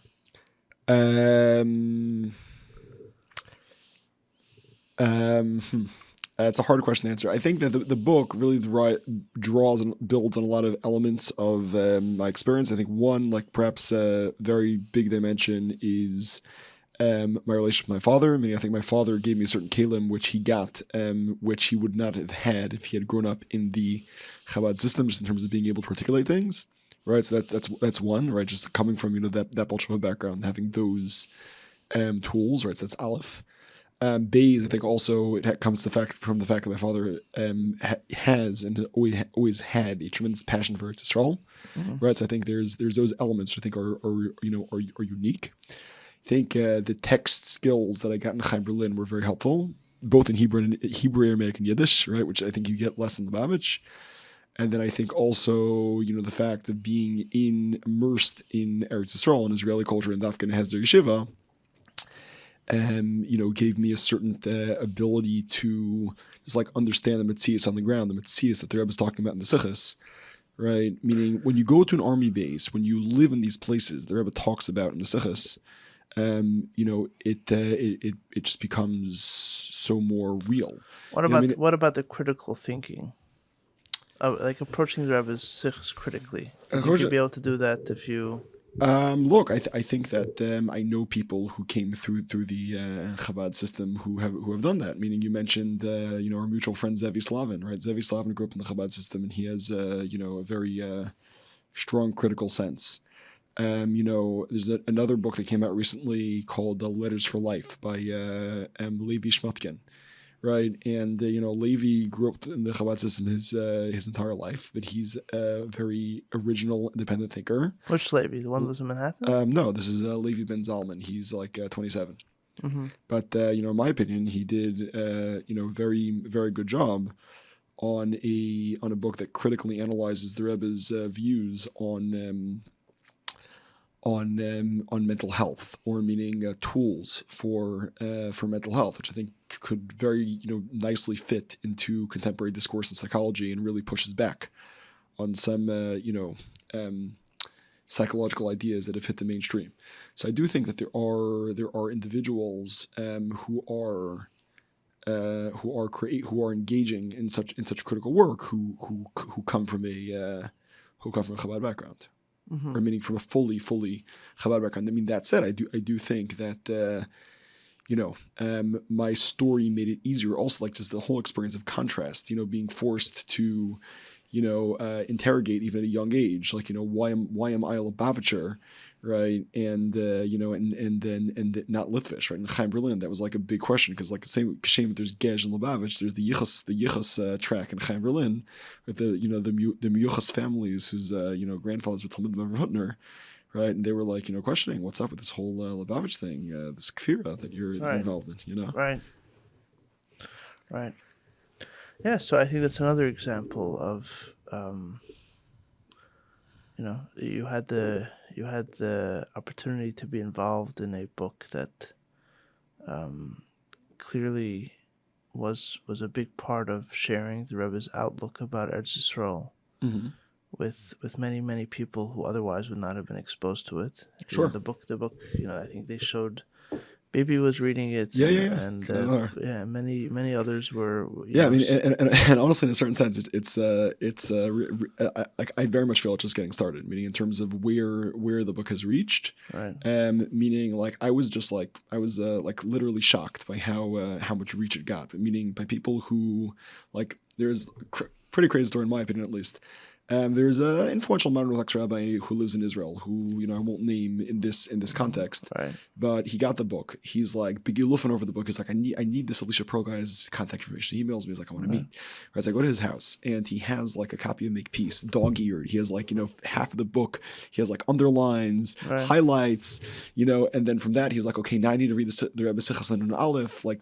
I don't know. I was really struck by the degree to which it's hit people, and my sense is that it's hitting more and more. But I think in large part, I think it's primarily a function of the fact that the Rebbe is capturing more and more of the public imagination, and people are looking for handles to interface with the Rebbe, and with the idea of the Rebbe and the Rebbe's vision. It's fascinating, and I think it just demonstrates the fact that you were involved in this and you had the opportunity to participate in it, and like you described, a lot of that was connected to your own upbringing, and you brought that to the project. At the very least, you brought your upbringing and your own unusual individual journey to the project. I think that just highlights again it's not even a question anymore in my mind, right or wrong. Like, is this the right way to do things, the wrong way to do things, to go off the beaten path? Is it, is that good or is it bad? I think it's a very, very individual case by case basis. I think it's just a part of life that some will and many won't, and that's just part of how things are meant to be. And yet, they all come together to make the community what it is. They all come together to make the world what it is, and if utilized, if they come together and they confront one another appropriately and respectfully, and get the best out of each other, I think there's immense potential and a lot of good that can come out of it. Anyway, I hope some good came out of this podcast for those listening. I'm sure there was. I had a great time. So did I, Baruch Hashem. I'm way past my bedtime here. Thank you for doing this, and thank you, Benzi. Good luck to you. The music for this podcast comes from the album Repentance Doors by Oren Sor Nadav Vachar and is used with their permission.